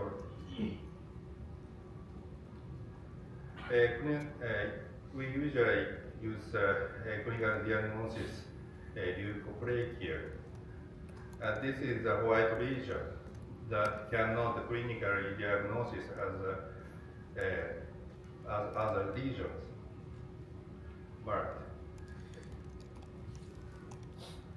histopathologically they are divided into various regions: epithelial hyperplasia, dysplasia, squamous cell carcinoma, and so on. This is the epithelial dysplasia in the squamous cell carcinoma. Blue dot means apical cells. Okay. So epithelial dysplasia, like that. The region shows the cytological atypia and atypical changes. This is the epithelial dysplasia.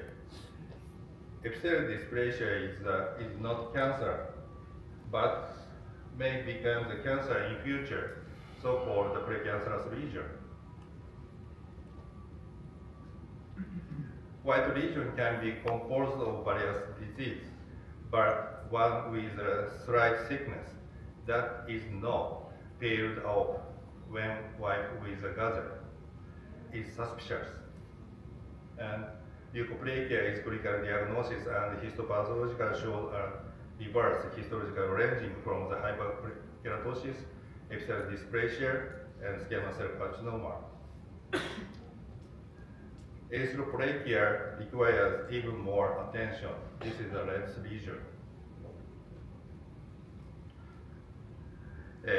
Next, carcinoma in situ. Schema is here. Carcinoma in situ, proliferation of the carcinoma cell in epithelium. But basement membrane is kept without broken.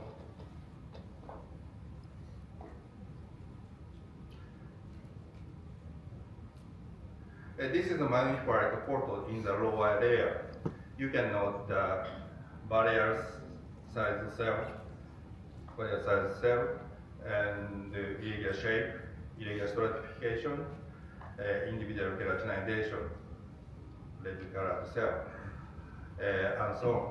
But basement membrane has been kept in the present section. This is the CIS, carcinoma in situ. So, oral squamous carcinoma invasive type. Schema is like this: vascular invasion or into some connective tissue. So, this shape the histological findings of OSCC or this. So this is a finding, a glossary findings. The following is an example of the OSCC.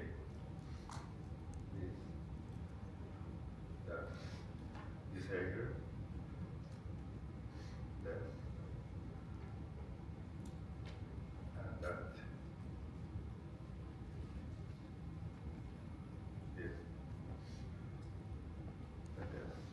So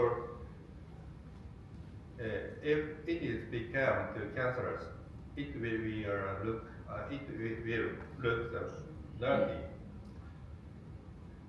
So if you have an ulcer that does not heal for more than 2 weeks, show or consult the region to the specialist for the oral stomatology for checkup. So based on this background, next to the oral research. Our main research project investigate common or special mechanism between the development morphogenesis and tumorgenesis and carcinogenesis. AR4C is one of the candidate common factor between them.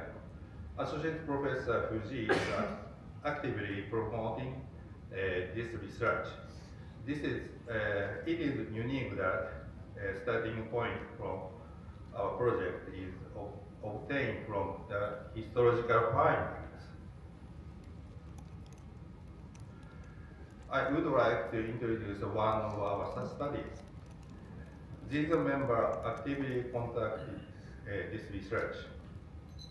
See here, over there. So this member, as just indicated, the multi-step carcinogenesis seems to occur in OSCC, as shown above. Genetic alteration mediated to multi-step carcinogenesis would be involved in development of the OSCC. However, it is known as follows. How does genetics alteration mediated to multi-step carcinogenesis drive OSCC?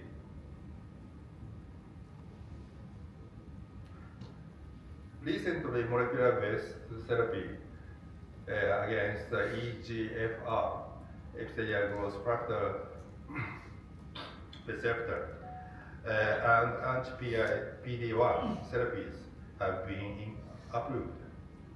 Although these abbreviations appear to be responsible for the tumorgenesis, some studies have reported resistance to PI3K alpha resistance to PI3K alpha inhibitor in head and neck SCC bearing PIK3A mutation and amplification, and that only 50% of OSCC bear EGFR amplifications. So these are the lack of the molecular target in anti-tumor therapy for OSCC. So AR4C associated with the epithelial morphogenesis and epithelial tumorgenesis. So the panel shows the similar regulatory mechanism. So Wnt signaling associated with the expression of AR4C and MET signaling also associated. And in our laboratory research, so P63 associated with AR4C expression. Here we conducted the study using a pathological specimen.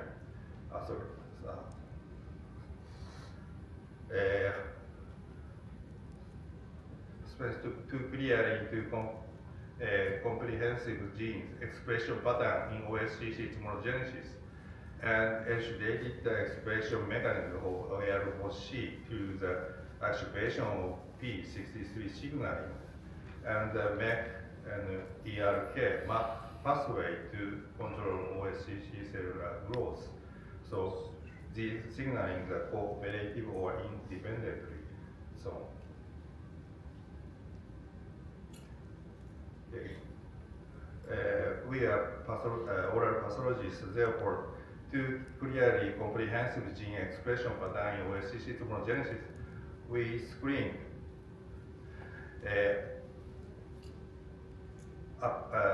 uncharacterized upregulated and or downregulated genes and activated and inactivated signaling in a pathological specimen, OSCC. So we clearly do comprehensive genes expression patterns and carry out the enriched analysis using a DNA microarray data. These expression of numerous genes and the signal activation were altered in the developed OSCC. Keratin 17 and keratin 13 is used as a control. So keratin 17 expression upregulated in the carcinoma, keratin 13 downregulated in carcinoma. Therefore, we use this expression as a control. Among these, the MEK-ARK pathway was activated in carcinoma inside in-situ lesion and in invasion carcinoma lesions. Therefore, we try to do the immunohistochemical stainings.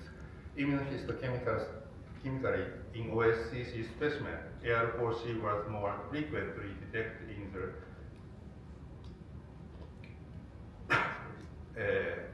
invasive detected in the tumor region, especially invasive carcinoma region, rather than in carcinoma in situ lesions. Additionally, AR4C was phosphorylase to ERK were frequently matched in the invasive carcinoma region.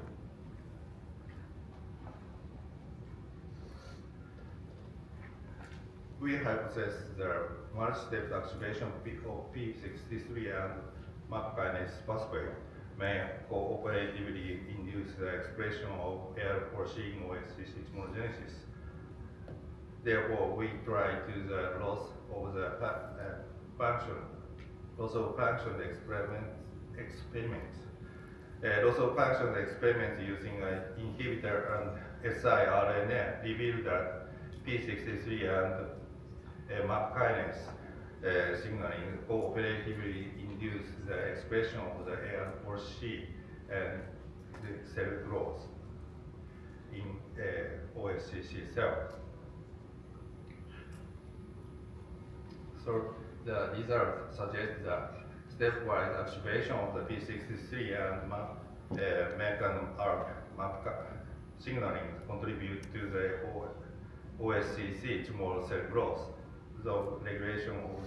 through the regulation of the AR4C expression.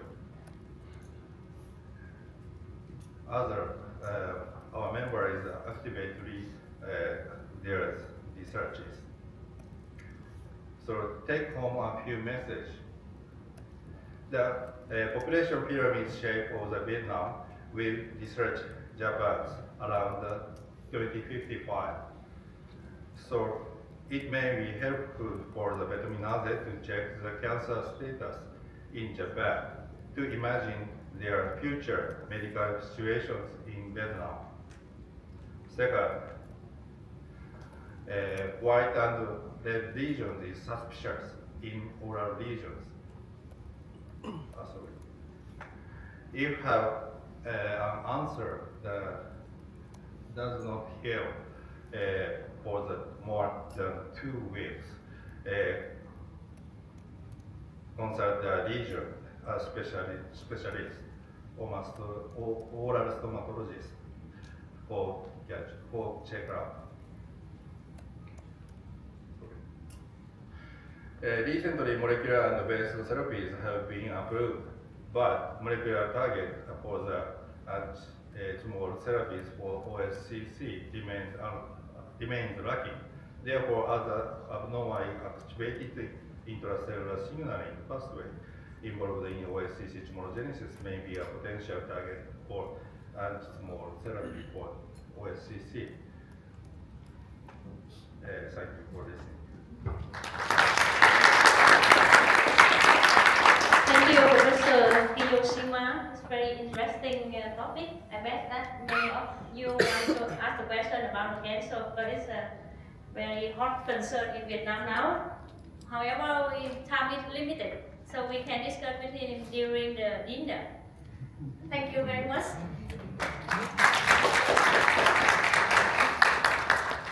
Now we are coming to the last presentation in this afternoon.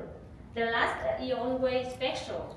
So I would like to invite Associate Professor Hanai Wataru.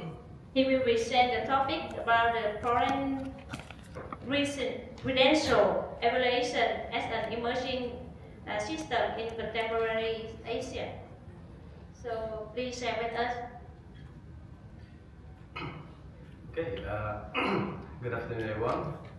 My name is Wataru Hanai from Kyushu University and I'm from Department of Education.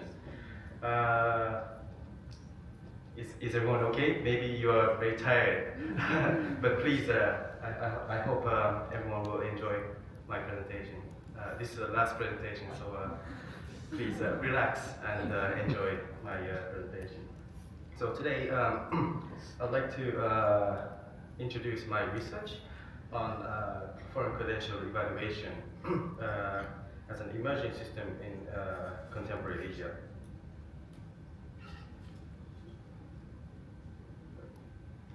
Okay, so this is the topics for today. So first of all, I would like to introduce you the background of my research. The international student population and emergence of credential market. As you can see, total number of international students worldwide is currently approximately 6.1 million students studying abroad. And as you saw in the figure, Japan and South Korea are both major countries in Asia that accept international students. In addition, it's anticipated that there will be an explosive increase in the number of students from Africa region entering higher education in the years leading up to 2050. It is also predicted that the competition to attract the world's best international students will become even more intense in the future. So, as the global population of international students increase, the number of people who obtain qualifications such as I've listed up several examples. For example, like TOEIC, TOEFL, IELTS, these English proficiency tests, and International Baccalaureate, the IB program, and also Cambridge International A-Level. These qualifications that international students use when studying abroad is also continuing to expand. So as a result of this expansion, credential market will be formed as a result of this expansion of international students seeking to obtain qualifications. So this market size is actually quite big. As you can see, currently in 2024, the current size of this market, credential market, is 19 billion US dollars.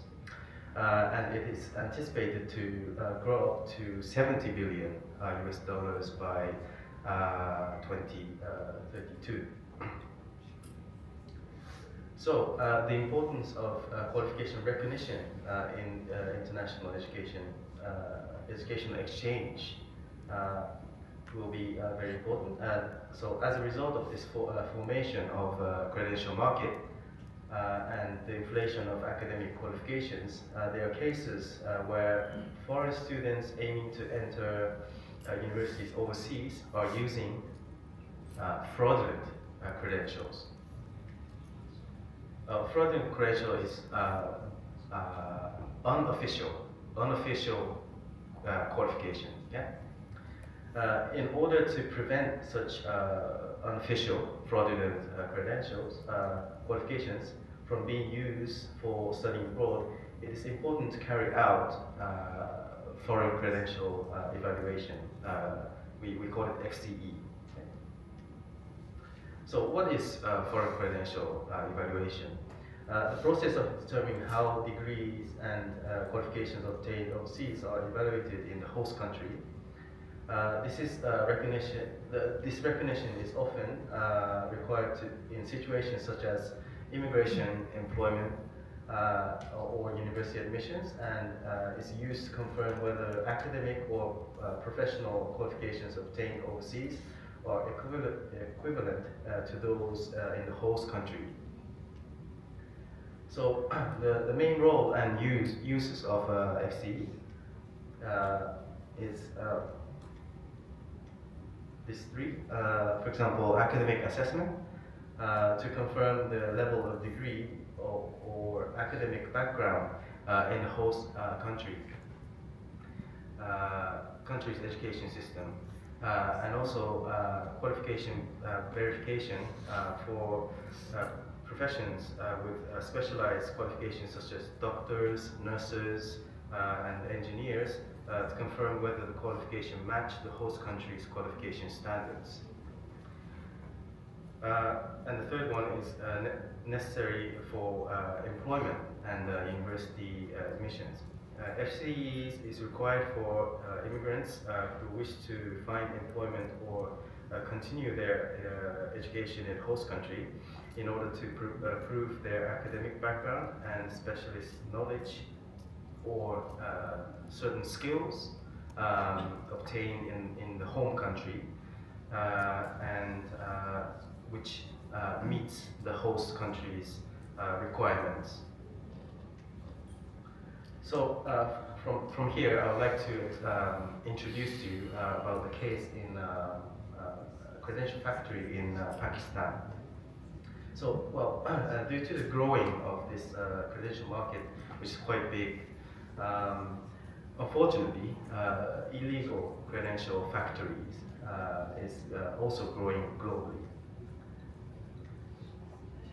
So on 18th May 2015, on the front page of New York Times titled Fake Diplomas, Real Cash Pakistani Company Act Reaps Millions, which revealed that Act, this is the picture of the company, Act, had 370 fictional internet high school, colleges, and universities supported by 550 fraudulent fake accreditation entities and term paper mill and research website, all just to backstop these fake schools.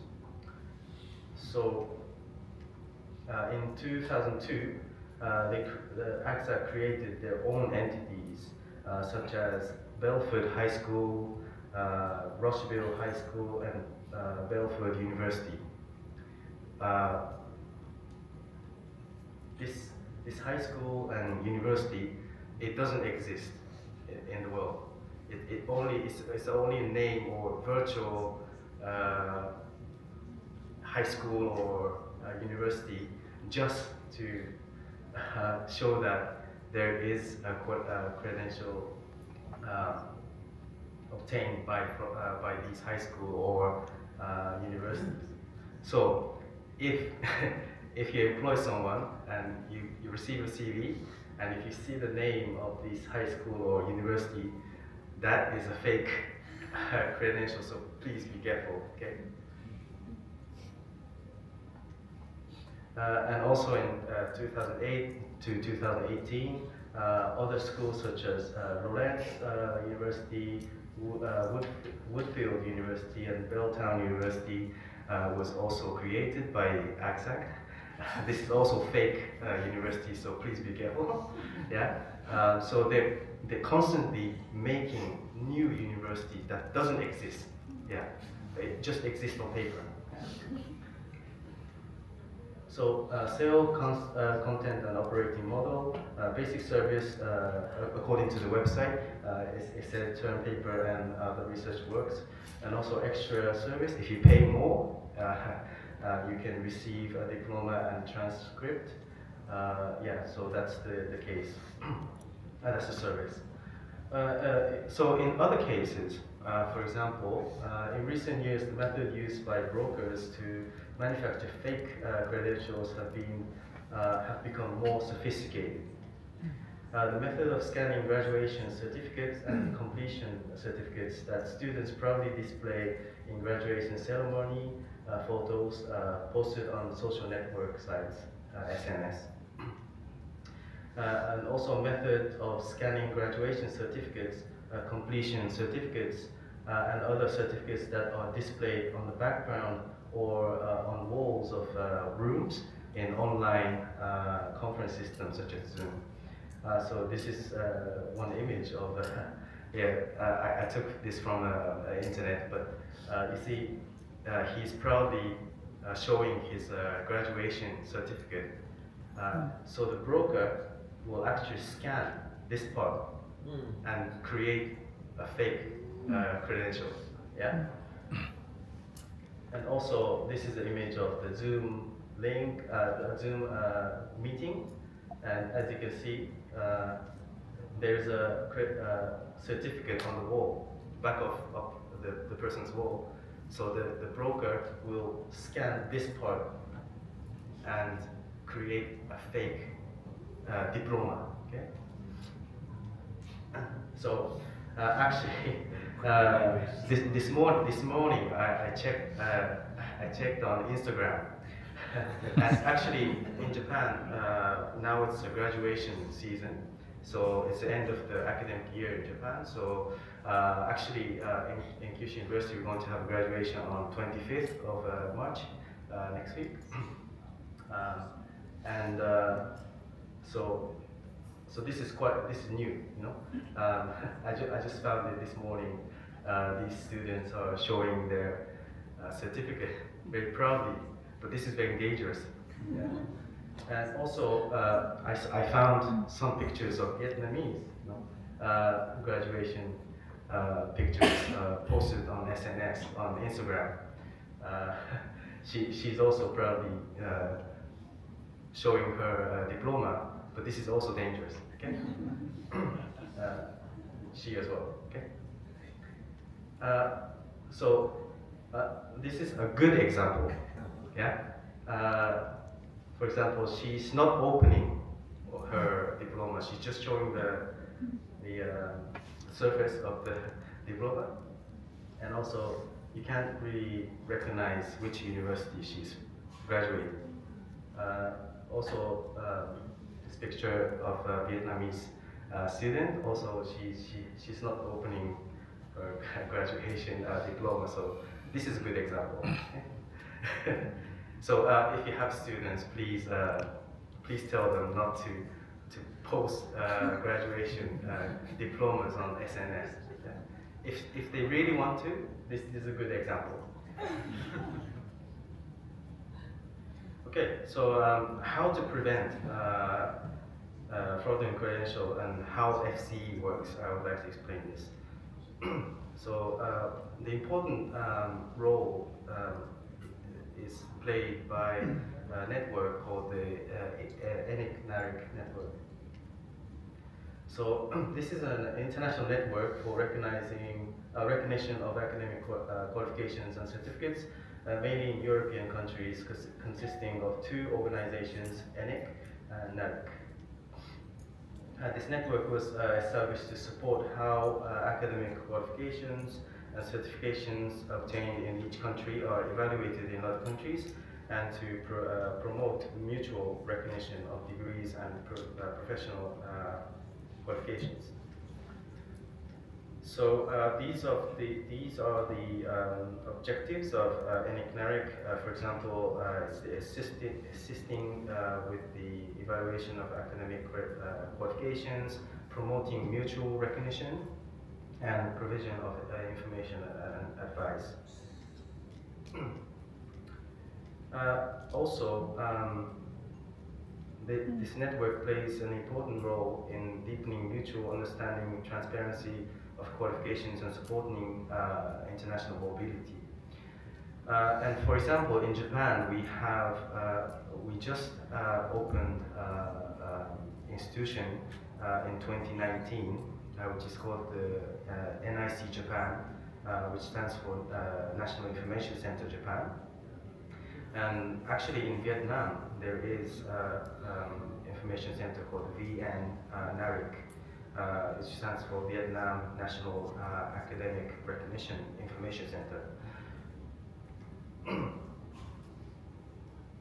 So the NIC network are the result of ongoing collaboration between the national information centers on academic recognition of qualifications of a total 55 countries, which are operating under the principle of Lisbon Recognition Convention, which was concluded in 1997. So this is explanation of NIC Japan. So yeah, as I mentioned, it was opened in 2019.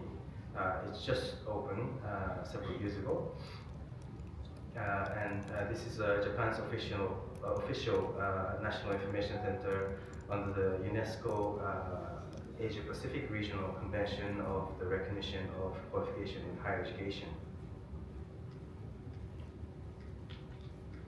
So yeah, so these are the purposes of the NIC Japan. So for example, provision of information on Japanese higher education system and qualifications, provision of information on foreign education system and qualifications, mainly for countries that are signatory to the Tokyo recognition. So if we get, if Japan receives qualification or any kind of diploma obtained abroad, the NIC Japan will check if the qualification is real or fake. It will check. Yeah, and also VN-NARIC in Vietnam. VN-NARIC is designated Vietnam National Agency for Recognition of International Qualifications and Verification of International and Vietnamese Qualifications. It performs this official function on behalf of General Department of Quality Management, Vietnam Ministry of Education and Training. Vietnamese degrees can be verified by sending VN-NARIC a scanned credential and transcript via email to be officially recognized. So VN-NARIC offers worldwide research and consultancy for employers, awarding bodies, education authorities, and governments. So it is hoped that NIC Japan and VN-NARIC will play an important role in the FCE in Asian Pacific region. So I would like to introduce you recent trends around this qualification recognition, which is the digital qualification recognition. So in recent years, as part of effort to prevent fraudulent use of credential services, have been expanding that award digital credentials and digital certification badges instead of paper-based qualifications. So digital certification badges are a new service that allows you to manage and share your experience and knowledge online. So, in addition, to prevent the fraudulent use of digital qualifications, a function has been added that allows the editor and editing log to be recorded when editing takes place. So if someone tries to edit or try to manipulate your diploma or certificate, the log will remain. So if someone hacks into your system and try to manipulate something, you can always check. So no one can edit your qualification. So it is expected that the submission of a digital qualification will become more widespread when applying for entering university abroad in the future. So in recent years, with the global expansion of the international education exchange, new issues such as tackling of fraudulent credentials and the introduction of FCEs have been promoted. Qualification recognition is an important issue in the field of lifelong learning, not just for young people, but also due to the spread of reskilling and the acquisition of micro-credentials by working adults. So in order to achieve greater international educational exchange in the future and welcome talented people from overseas, it is necessary to continue to research FCE initiatives and related issues. And of course, I would like to ask everyone to please send more and more bright and talented students holding official credential, not unofficial, but official credential or qualification to Kyushu University, please. Thank you very much.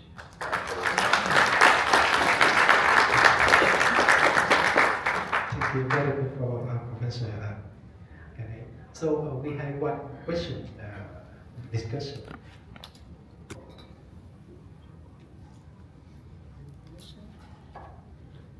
Just tell you that up to now I'm not sending my BSc degree certificate to the Ministry of Education and Training. Up to now. So in 2012 I sent it to the embassy consulate of Japan in Ho Chi Minh City for verified, and then have to send that to the Foreign Affairs of the Department of Ho Chi Minh City, and then send that to the ministry. But up to now, because the university don't need that certified, so that I don't do that process. But now I submit that to the VN. Yeah. Very good. Yes, I'm sure your diploma is really good. Yes. Yeah, I strongly believe that. Yes. Okay. Okay. Do we have any question? Okay. Thank you so much for your presentation. And now we coming to the end of this symposium and our closing session. I would like to invite Associate Professor Phạm Trung Kim, Chief Representative from the Kyushu University alumni in Vietnam, also deliver the closing remarks. Okay, please. Yeah, thank you.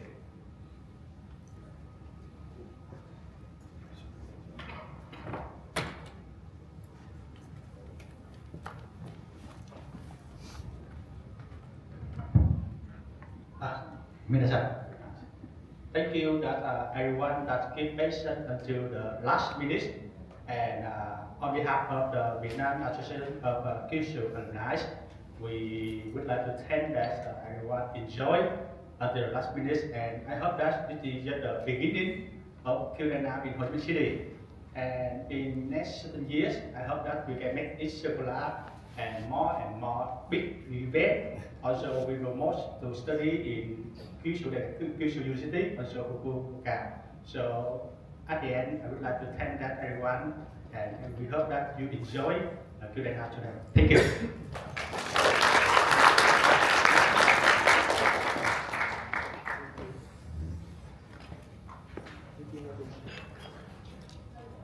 Okay, thank you very much for Professor Kim. And thank you all for enjoying this afternoon with us together. It's really exciting to enjoy this afternoon with all of you together. Now let us move to the one home at the first floor to have the dinner. Please enjoy, the dinner, and we connect together and networking too. Thank you very much.